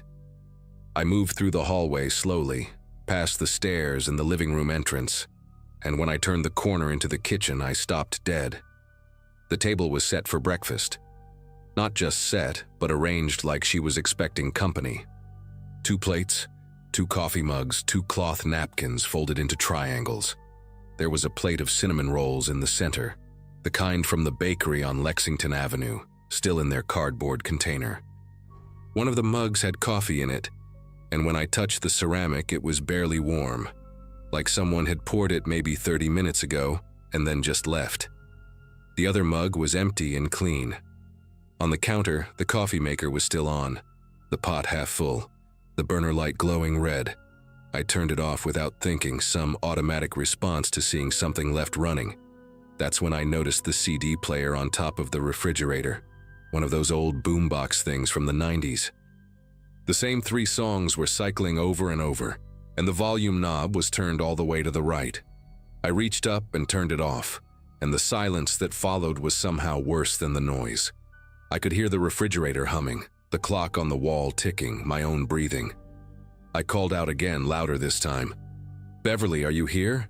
It's me from across the street." My voice sounded strange in the quiet house, too loud and too thin at the same time. I walked through the downstairs, checking the living room, the dining room, the little bathroom under the stairs. Nothing. No signs of a struggle, no overturned furniture, no broken windows.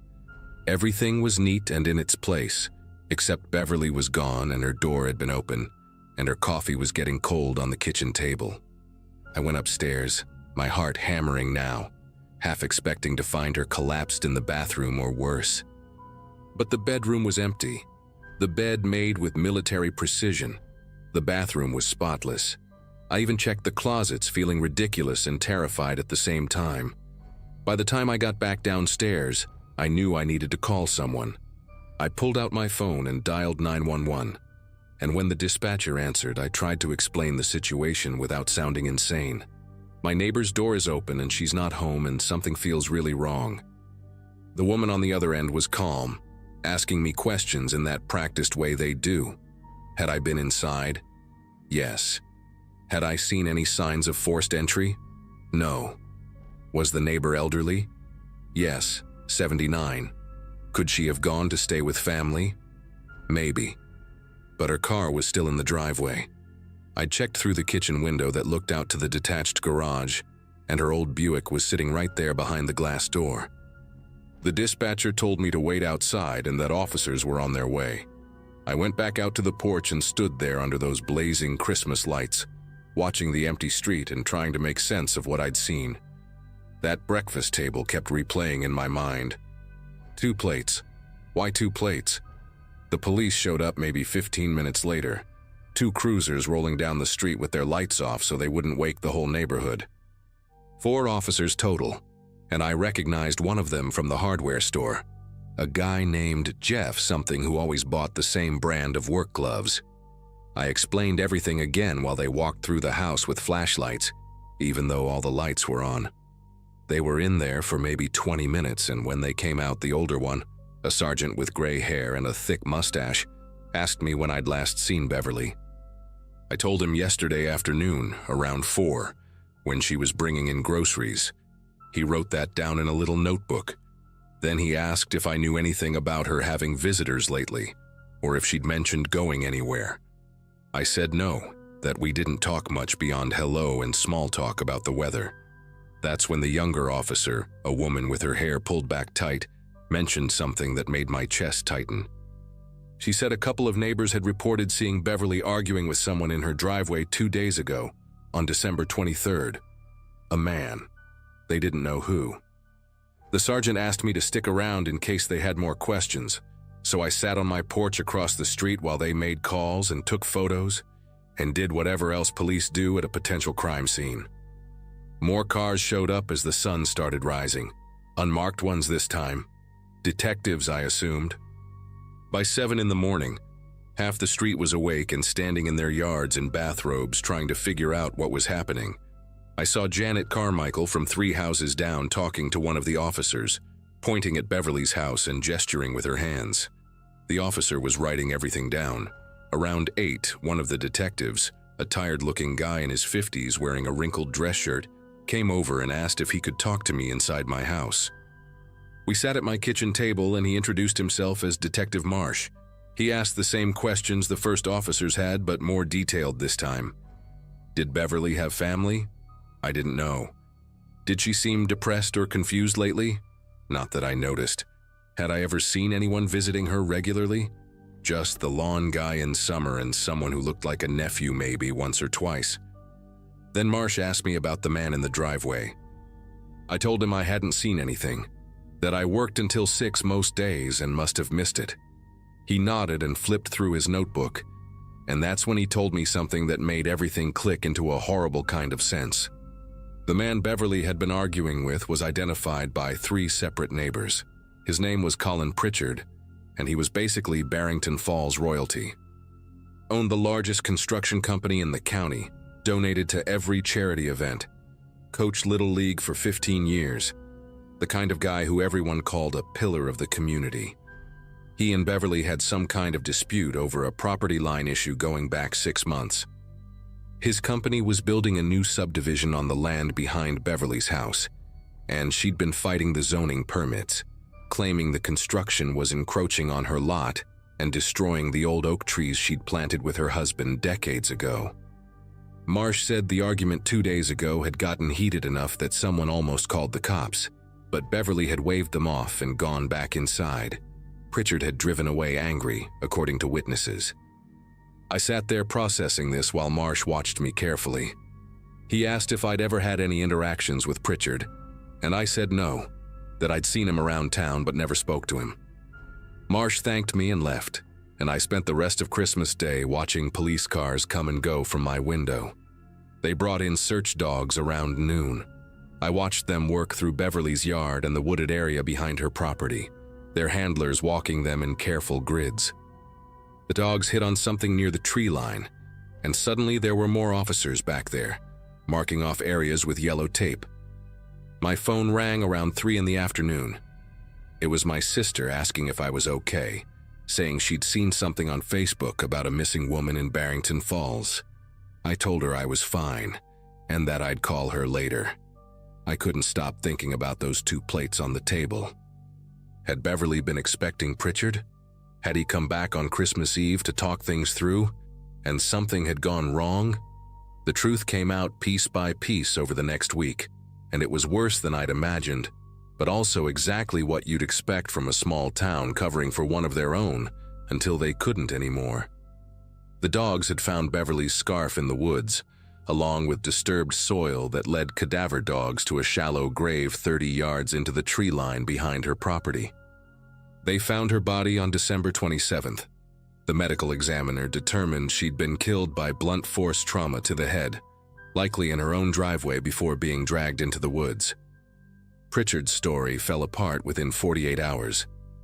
Security footage from a neighbor's Ring camera showed his truck parked on the street at 11:30 on Christmas Eve. Phone records showed Beverly had called him that evening, probably trying one last time to resolve the property dispute before the holidays. Witnesses came forward saying they'd heard him at the bar on December 23rd, drunk and ranting about that old woman ruining everything and how he'd take care of it himself. He was arrested on December 29th at his office, surrounded by photos of him shaking hands with the mayor and cutting ribbons at charity events. The prosecutor said he'd likely panicked during another argument, hit her with something, maybe a piece of construction equipment from his truck, and then spent hours trying to cover it up. The breakfast table, they figured, was Beverly's attempt at peace. She'd probably invited him over Christmas morning to talk civilly, not knowing he'd already decided violence was easier than compromise. The trial happened in the fall of 2025, and I didn't go. I read about it in the paper like everyone else. Pritchard's defense tried to paint it as an accident, a tragic misunderstanding between neighbors that got out of hand. The jury didn't buy it.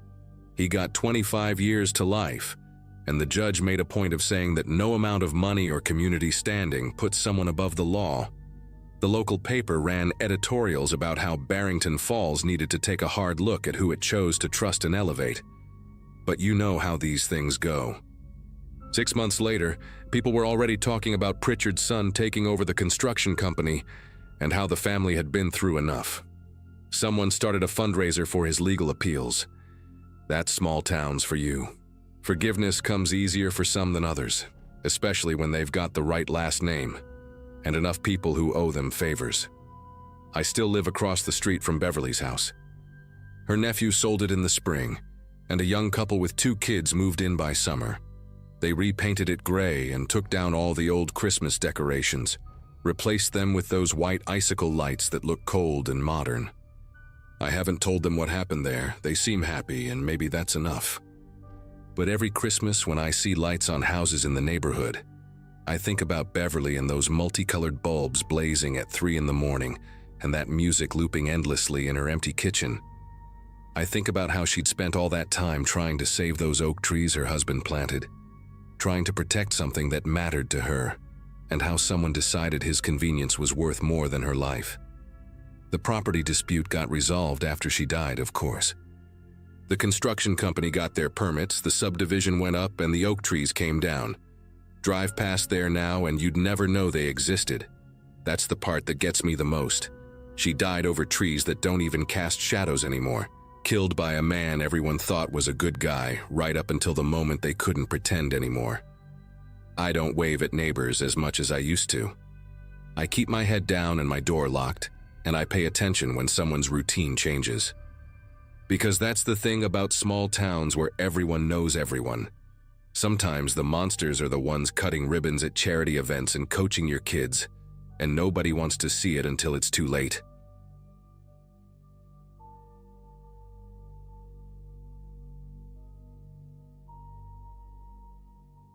Christmas morning carried that heavy, padded quiet you only get after a full night of snowfall, and my grandpa Leonard said it was the perfect time to check the back section of the property. At the time, I was 16, and trying hard to pretend I knew what I was doing with a rifle slung over my shoulder, even though he insisted I keep the safety on the whole way.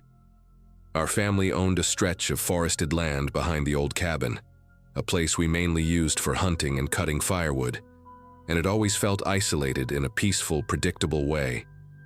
That day, the cold had a strange density to it, the kind that clung to every breath and made even normal sounds feel distant. Leonard walked ahead with his slow, steady steps, humming some off-key Christmas hymn the same way he had since I was little. It was supposed to be just another simple walk, maybe an hour or 2 in the woods before heading back for lunch. Nothing about that morning gave me any hint that someone else had been on our land for a long time, close enough to watch us without being noticed. Snow dampened every footstep as we moved farther from the cabin, following an old, thin trail that only Leonard seemed able to recognize anymore. He kept pointing out fresh deer tracks, telling me to pay attention to how they curved and how the snow dipped beneath them, as if he were giving a lesson I'd remember for the rest of my life. I remember nodding along while trying to ignore the uncomfortable tug of wind sneaking through the seams of my jacket. About half a mile in, the trees thickened into a cluster of spruces so tall they felt like a wall, and Leonard slowed down. Something about the shape of the ground didn't match what he expected. A narrow indentation cut through the snow, not deep like an animal path, but straight and deliberate, with edges softened by fresh flakes. He crouched down and brushed the top layer aside, revealing compacted snow flattened by something heavier than a deer. I noticed a faint sour smell carried by the air, like damp fabric mixed with old smoke. Leonard didn't say anything at first, but the way he squinted told me he didn't like what he was seeing. We followed the strange path deeper into the spruces, moving slower now, the forest closing around us so tightly the sky disappeared above the branches. The trail widened, revealing footprints that had partially refrozen, uneven but unmistakably human, one set, leading farther in. A few yards ahead, something dark poked out behind a cluster of fallen branches. Leonard raised his hand for me to stop, then approached it carefully, using the tip of his boot to brush away loose twigs. What appeared beneath didn't look like anything I'd ever expect to find on our land. A curved sheet of tin, shaped into a half-shelter and buried under packed snow. Its sides were reinforced with logs and pieces of old fencing, all crudely tied together with knotted rope. Inside, through a narrow opening, I could see blankets piled high, a rusty kettle, and a blackened lantern hanging from a nail. The air creeping out from the gap was shockingly warm, carrying the smell of cooked meat and something earthy, almost metallic.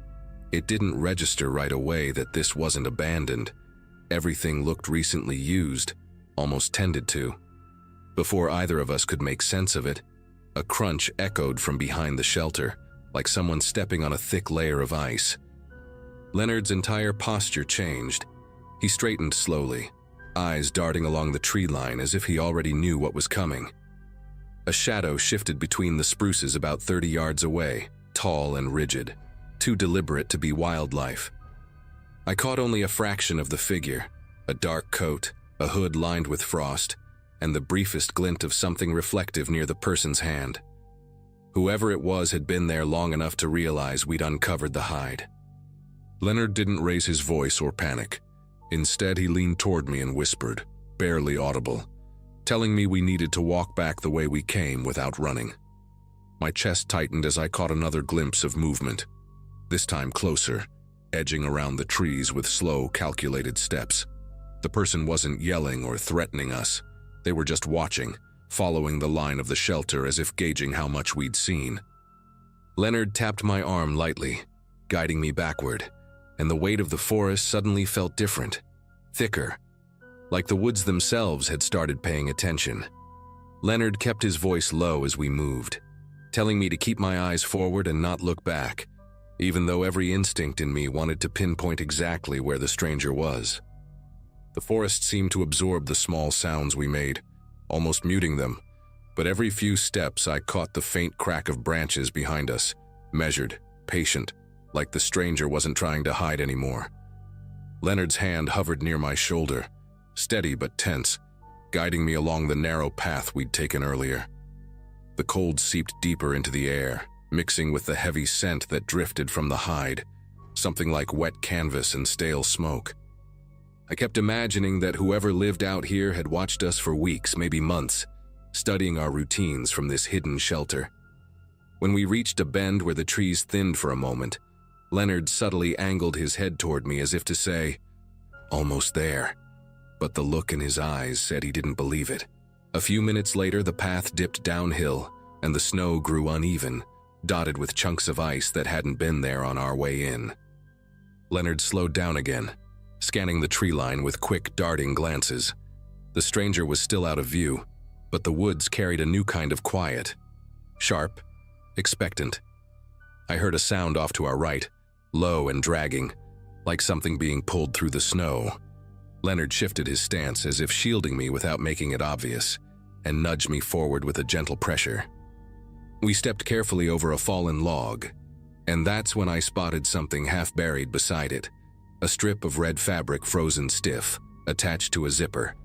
It looked like part of a winter jacket, small, worn down, smeared with dirt as if it had been there a long time. Leonard didn't let me stop to examine it. He just murmured for me to keep moving, his voice tighter than before. The unease wrapped around us like a second layer of cold, and every distant creak in the forest started sounding like a warning. We reached a point where the trail split into two faint paths, one we came from, and another that veered left toward a cluster of younger trees. Leonard hesitated for a moment, glancing between them. That pause stretched longer than it should have, and I realized he was listening intently, trying to locate the stranger by sound alone. Then something soft hit the snow behind us, a light thud, followed by the rustle of branches settling. Leonard made his decision instantly. He guided me down the path to the left, one we'd never taken before, hoping it would lead us around and back toward the cabin from the opposite direction. The deeper we went, the more the terrain sloped, making it harder to stay balanced on the thick snow. I could sense Leonard calculating every turn, every noise, as if replaying years of walking this land in his head. Still, The steady pattern of footsteps kept tracing us, distant but deliberate, like the stranger didn't care about leaving tracks anymore. The farther we moved from the shelter, the more the forest pressed in, branches low enough to brush our shoulders and scrape against our sleeves. My breath grew uneven, forming brief clouds that drifted upward and vanished. Leonard finally whispered that he'd noticed something earlier, small changes around the cabin that he'd been dismissing as wildlife. Wood moved near the shed, scraps of food left in strange places, footprints that melted before he could check them properly.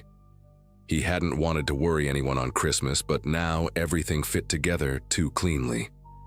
The stranger hadn't stumbled onto our land. They'd settled in, hidden in plain sight, inches from where we lived. As we followed the slanted path, a sharp crack echoed from behind us, louder than any before. Leonard didn't say a word, but the way his jaw tightened told me he knew we were running out of time to stay unnoticed. The slope leveled out near a cluster of old birch trees where the snow thinned, exposing patches of brown, frozen earth. Leonard slowed our pace even more, scanning for any sign that we were near the main trail back to the cabin. The air felt heavier here, almost muffled, like the forest had tucked itself inward. Then he noticed something partially hidden under a sheet of ice near one of the tree roots, a metal tin, the kind people use to store matches or small supplies. He nudged it gently with his boot, and the lid shifted just enough for us to see what was inside. Folded scraps of newspaper lined with notes scribbled in pencil, most of them smeared and warped by moisture. One of the visible phrases mentioned a weathered cabin on the ridge, and another, barely legible, described movement near the east window. Leonard didn't let me read further. He pushed the tin back under the ice with a controlled motion, as if returning it to where it belonged, and whispered that we needed to get home as quietly as possible. We moved again, weaving between the birches, heading toward a ridge that would give us a view of the cabin if we could get high enough. The wind picked up in sudden bursts, carrying dry flakes that stung as they hit our faces. Leonard kept glancing upward, as if judging whether the stranger had climbed the ridge before us. I kept listening for footsteps, but the wind scrambled every sound, turning the forest into a swirl of shifting noises. Just as we reached the base of the ridge, something metallic clinked behind us, faint but unmistakable. Leonard tightened his grip on the strap of his backpack and motioned for us to climb fast, but quietly. We dug our boots into the snow, pushing upward while trying not to send loose chunks rolling downhill. Halfway up, I spotted a dark shape at the bottom of the slope, motionless, angled slightly as if watching the path we had just taken. Leonard whispered for me not to stop, and we kept climbing until the ridge finally opened into a flatter stretch of ground.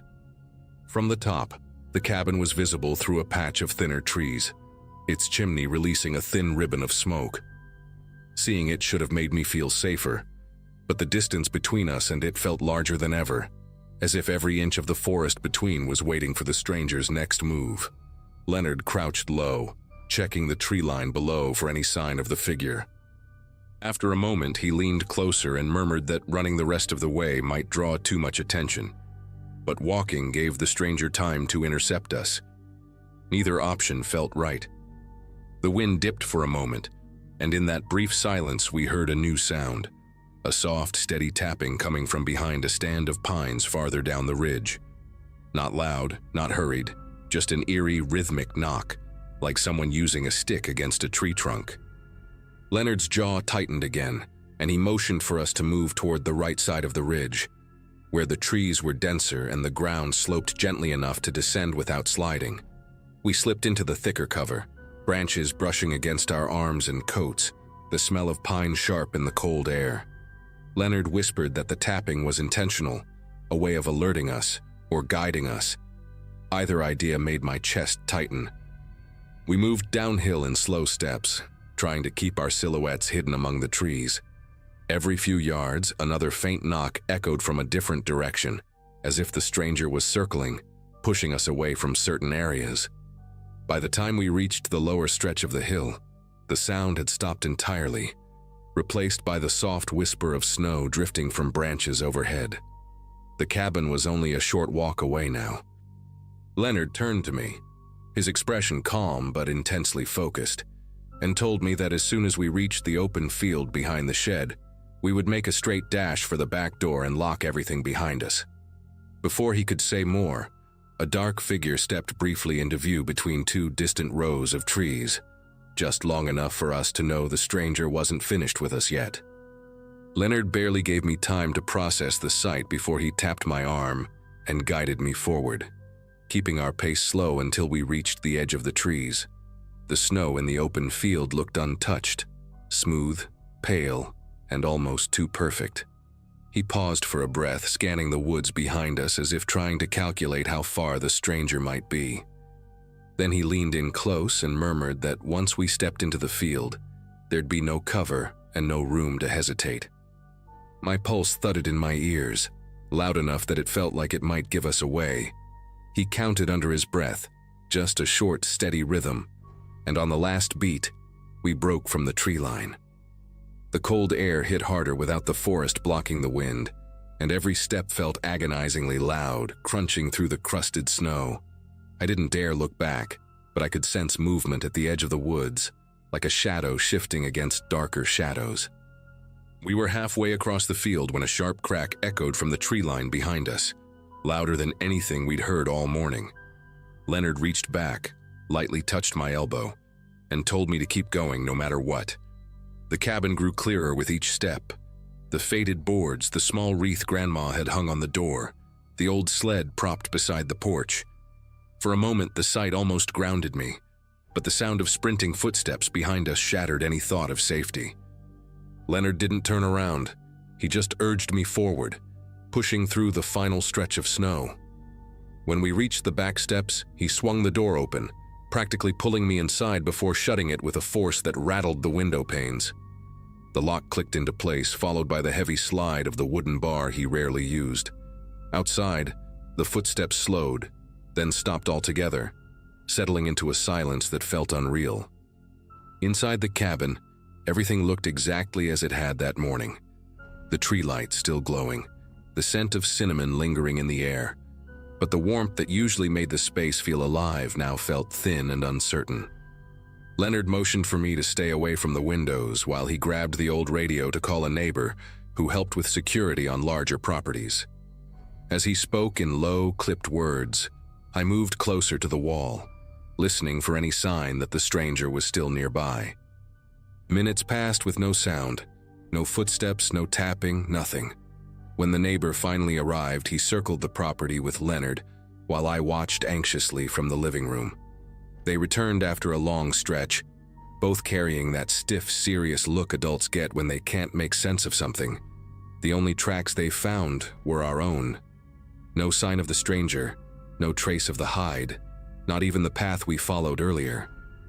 It was as if the forest had swallowed everything the moment we ran.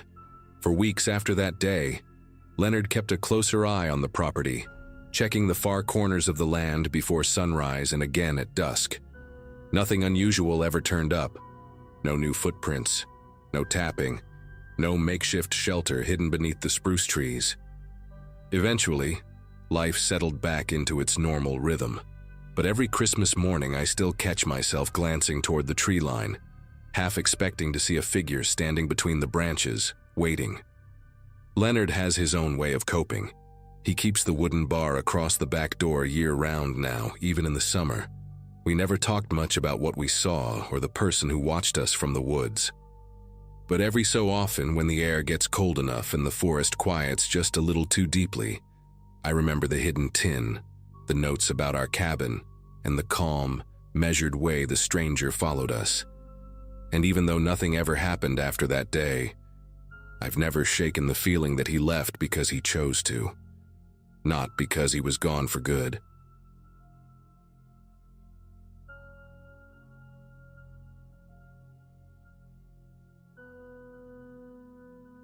Late December of 2022 had a strange rhythm to it, and I remember that year clearly because our place felt heavier than usual even before anything scary happened.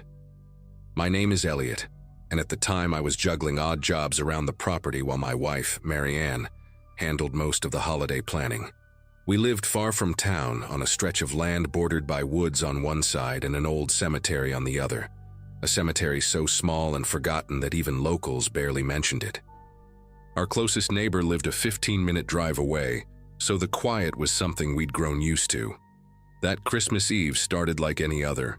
Cold air drifting through the cracks of the old farmhouse, the smell of pine from the tree Marianne insisted on cutting herself, and the sound of our two kids arguing upstairs over something trivial.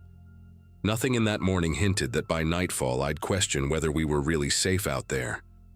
The day moved slowly, the way winter days do when the sun barely clears the treetops. I kept glancing out the kitchen window toward the cemetery, noticing how the gravestones looked sharper than usual under the thin layer of frost. There was a shed back there, one the groundskeeper used decades ago, but no one maintained that place anymore. Every time I caught sight of it, I felt a kind of pressure in the back of my mind, like my brain wanted me to pay attention to it without explaining why. Marianne teased me for staring outside so much, but I couldn't shake the sense that the tree line felt too still, like the air was holding its breath. Even the usual crows that perched on the fence posts stayed away. By late afternoon, that odd stillness stretched across the yard until it felt like the world was waiting for something. Night settled abruptly, the kind that swallows everything at once, and we turned on the old string lights around the living room. The kids were already wired with excitement for Christmas morning, but I kept drifting toward the front window, checking the porch more times than I want to admit. That house had its quirks, boards that shifted in the cold, the occasional creak of the staircase, but none of the noises we heard that night belonged to the house. The first sound hit around 9, slow, deliberate steps crossing the porch, not quick like an animal, not light like someone passing by. Each step pushed down hard, pausing just long enough to feel intentional. Our dog, Jasper, lifted his head from the rug and stared at the door without making a sound, which put me even more on edge. He wasn't the kind of dog to stay quiet when strangers approached. Marianne looked at me, expecting me to go check, but before I could reach the entryway, something tapped the living room window. 3 sharp knocks, spaced evenly, like someone signaling instead of begging for attention. The kids went silent upstairs. Even the warm glow from the Christmas lights felt wrong after that sound, too soft compared to the sudden pressure pulsing around the house. I reached for the back door instead of the front, thinking maybe someone needed help or got lost. But when I stepped onto the porch, the yard stretched out empty. Not a footprint, not a shadow, nothing moving between the gravestones. I stood there longer than I should have, listening to the quiet that followed, because deep down I knew that knock hadn't been a mistake or a stray branch. Someone had approached our home on Christmas Eve, and they wanted us to know it. The hours after that first knock dragged by in a way that made the house feel smaller, like the walls were quietly bending inward. We put the kids to bed early, pretending everything was fine, though they kept asking why Jasper wouldn't leave the hallway. He sat facing the front door with an intensity I'd never seen in him. Marianne tried to keep herself busy, folding blankets, checking the stove twice, rearranging ornaments on the tree.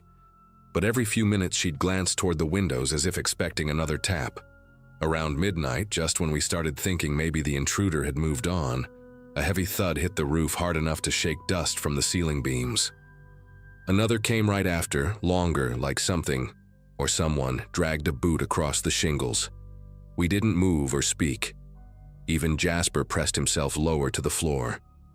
I grabbed the flashlight and stepped onto the back porch again, this time determined to catch whoever was playing these mind games. The cold felt sharp enough to bite through my jacket, but what unsettled me more was the absolute stillness of the yard. Not a breeze, not a sound of nighttime animals, not even the distant hum of a passing car. I aimed the light across the roofline but saw nothing. The cemetery, however, caught my eye. A faint glint flickered near the old shed, like metal catching the moonlight. It vanished as fast as it appeared, but it was enough to make my pulse throb in my ears. I considered waking the kids and taking everyone to the truck, but the idea of stepping away from the house while someone lurked nearby felt reckless. So I locked up every door and window and waited. Morning arrived as if nothing had happened, sunlight touching the frost-covered fields like the world had reset. The kids ran downstairs ready for presents, completely unaware of the fear that had soaked into the night before. Marianne and I exchanged glances, both silently debating whether we should pack up and leave for a couple of days. But we didn't want to ruin Christmas. We convinced ourselves it had been an animal or the wind, even though the explanations felt flimsy. I walked out to check the property again in daylight. No footprints around the house, no debris on the roof, no sign of anyone passing through. But when I looked toward the cemetery shed, something inside me tightened. Not fear exactly, but something close to dread. The shed door, which was always swollen shut from years of weather, now hung slightly open. Curiosity pushed me across the field, despite every instinct telling me to stay away. The shed sat crooked, leaning to one side like it was trying to slip back into the earth. The padlock was snapped clean, and that alone made me stop. I pulled the door wider and saw what had been hidden from us for who knows how long. A pile of blankets arranged in a nest-like shape, empty food cans, a coffee mug with chipped blue paint, a small notebook, the cover warped from moisture. It was clear someone had been living there, sleeping there, watching the cemetery, and from the angle of the dusty window watching our house. The thought of someone spending nights barely a few hundred feet from where my kids slept made me feel lightheaded. But what truly rattled me was the small trail of boot prints leading from the shed, straight toward our porch steps. Prints that were fresh. I backed away from the shed, trying to make sense of how long this person had been hiding out there. The boot prints cut a direct line through the frosted grass, stopping right at the edge of our porch as if the intruder had stood there, studying the house before approaching it. When I returned inside, Marianne saw my expression and immediately gathered the kids in the living room. I told her what I'd found, and for the first time since we'd moved out there, she suggested calling someone, anyone, for help. But the nearest deputy wouldn't reach us quickly, and the idea of waiting around while the person could still be on the property made all of us uneasy. We decided to stay together in the living room until nightfall, locking every door, keeping the curtains drawn, and trying to pretend we weren't listening for something to return. As darkness settled, the house adopted that strained silence we'd heard the night before, an unnatural kind of quiet that felt as if the whole property were bracing for impact. We sat with the TV on low volume, trying to distract the kids with old Christmas movies. Jasper paced the length of the room, stopping every so often to sniff the bottom of the front door. Then, right around the same time as the previous night, sharp steps landed on the porch, slow, spaced, purposeful, not rushing, not hesitant, just steady. The knocking came next, but not on a window this time. 3 solid taps directly on the front door, as if whoever stood outside expected us to open it willingly. The kids huddled against Marianne, and I motioned for everyone to stay quiet. Whoever was out there waited, listening. I crept toward the mudroom where the old hunting rifle was stored. I hadn't fired it in years, but the weight of it in my hands offered a small sense of control.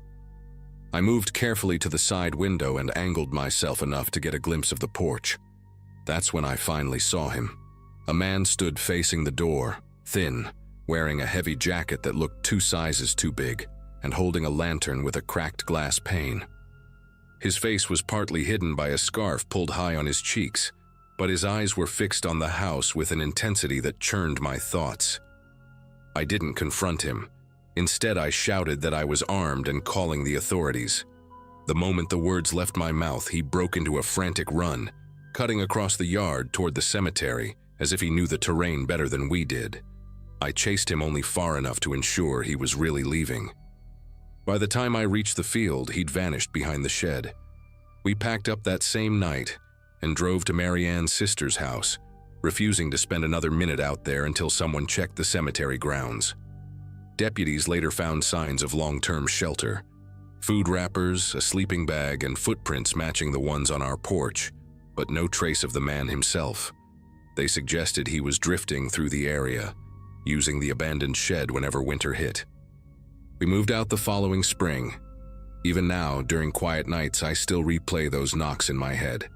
I don't know why he targeted our home, why he returned each Christmas Eve, or what he might have done if we hadn't spoken up. All I know is that the silence around that cemetery was never truly empty.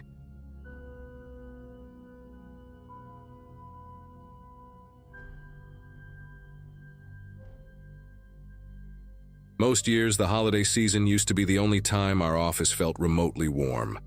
I'd been working there for about 3 years, handling invoicing and vendor emails, nothing remarkable, just predictable enough to give a strange comfort. During December, though, the whole place shifted. Fake garlands taped to cubicles, cheap cookies on every surface, and people pretending they liked each other more than they actually did. I remember arriving at the Christmas party that night with the usual mix of reluctance and politeness, trying to blend in without attracting attention. I talked to a few coworkers, grabbed a plastic cup of punch, and kept my distance from the louder groups. Everything felt routine, until I realized someone had been watching me from across the room, too still compared to the chaos around him, as if he were memorizing every small thing I did. This coworker, his name was Rowan, had always been a little intense, though nothing you'd report. The kind of person who spoke quietly but stared too long, who remembered details you barely recalled telling him. He wasn't assigned to my team, so interactions were usually brief. A nod in the break room, an occasional comment about work. I used to chalk up his oddness to social awkwardness, something harmless. But that night, the way he hovered near the snack table with that fixed attention made the back of my neck tighten. When I moved, he shifted. When someone blocked his view, he tilted his head until he had a clear line again. It wasn't dramatic enough for anyone else to notice, but I felt a steady pressure building, like being monitored too closely in a room full of people pretending everything was festive. At some point, I stepped away from the main area to get fresh air near the hallway where the office stored decorations and spare chairs. It was quieter there, dimmer, the kind of place no one lingered long because the overhead light buzzed faintly. I figured I'd take a minute, check a few messages, and return once my energy reset. I hadn't been there more than 10 seconds when footsteps approached, slow, deliberate. Before I could turn fully, Rowan stood at the entrance of the hall, blocking the only exit. He smiled in a way that made the whole moment feel staged, rehearsed even. Then he started talking rapidly, saying he just needed a private moment, and that he'd been trying to talk to me for weeks. His voice had a strange rhythm, like he'd practiced every sentence until it lost any normal tone. I told him we could talk out in the open with everyone else, but he stepped closer, narrowing the space. The hallway felt tighter than it should have been, the walls reflecting each sound in a hollow echo. I remember the smell of cinnamon candles drifting from the party mixing with something sharp on his breath, and how wrong those scents felt together. When he reached for my arm, I backed up until my shoulder hit a metal shelf. He kept talking about connection and how the party was a perfect chance. I didn't shout, but something in my voice must have carried, because 2 people from HR came around the corner at the exact moment he tried to corner me again. They pulled him back, whispering tense instructions, and let him out while he stared at me like the interruption was the real violation, not what he'd been doing. They told me later that night that he'd been warned about boundary issues with another employee earlier that year, but nothing had ever escalated enough to involve the police. HR made it sound like a misunderstanding, something they could manage internally. I remember sitting at one of the empty tables while people awkwardly avoided looking in my direction, the music still playing like nothing had happened. One of the HR reps, her name was Lillian, kept insisting that Rowan would be escorted out and sent home. She promised me he wouldn't return to work until they sorted everything out. That phrasing stuck with me because sorted everything out felt vague, too gentle for the situation.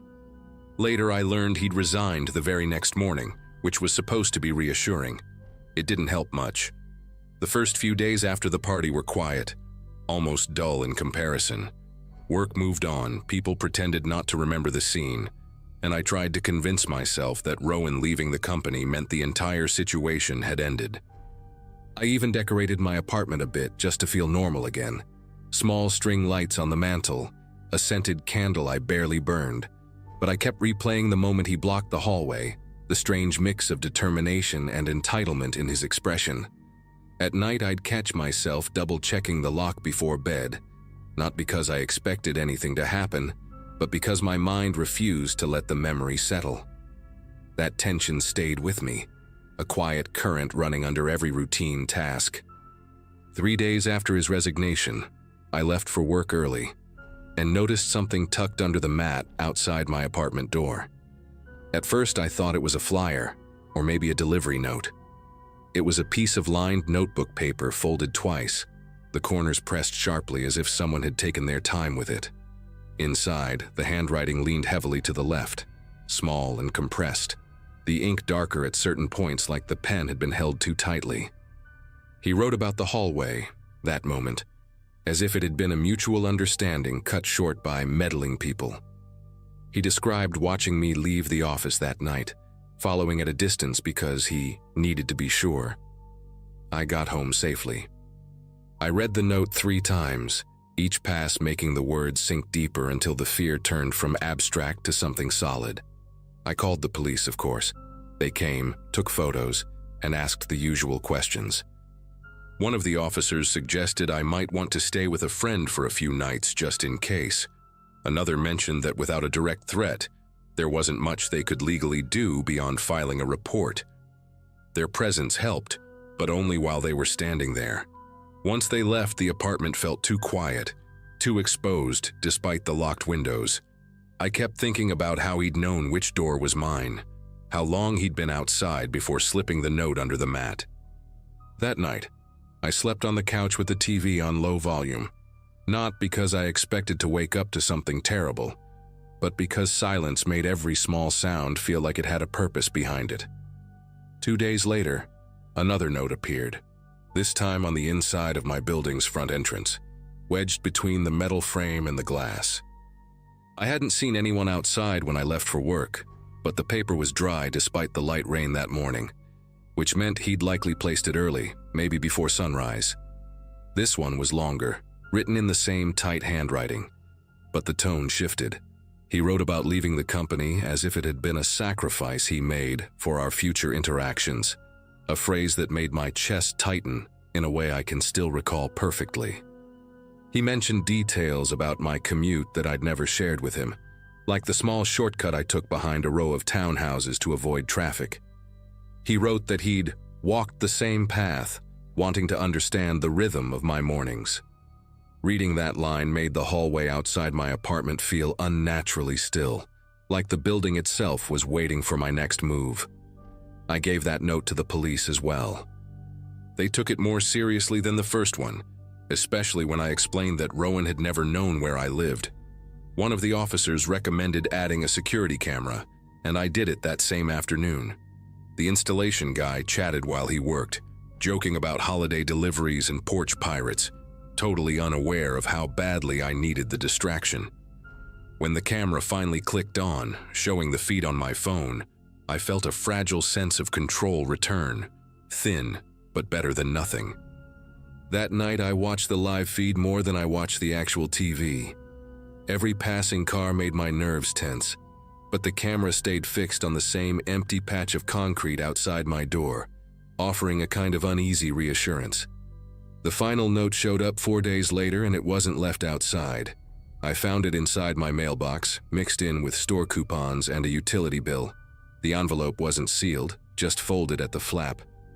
He wrote that he understood things had been misinterpreted, and that he wasn't planning to interrupt my routine anymore. The phrasing was calm, almost polite, which somehow felt more disturbing than the earlier messages. At the end, he wrote one last line, short, uneven, as if written quickly. "This was never supposed to scare you." That sentence stayed with me more than anything else, because it revealed a kind of certainty on his part, a belief that he'd been justified the whole time. But the part that really unsettled me was the timestamp he'd scribbled at the bottom, 4:12 a.m. That meant he'd been near my building in the middle of the night, close enough to place the note quietly without waking anyone. After that, everything stopped. No more notes, no more sightings, no unexpected sounds in the hallway that made me hesitate before checking the peephole.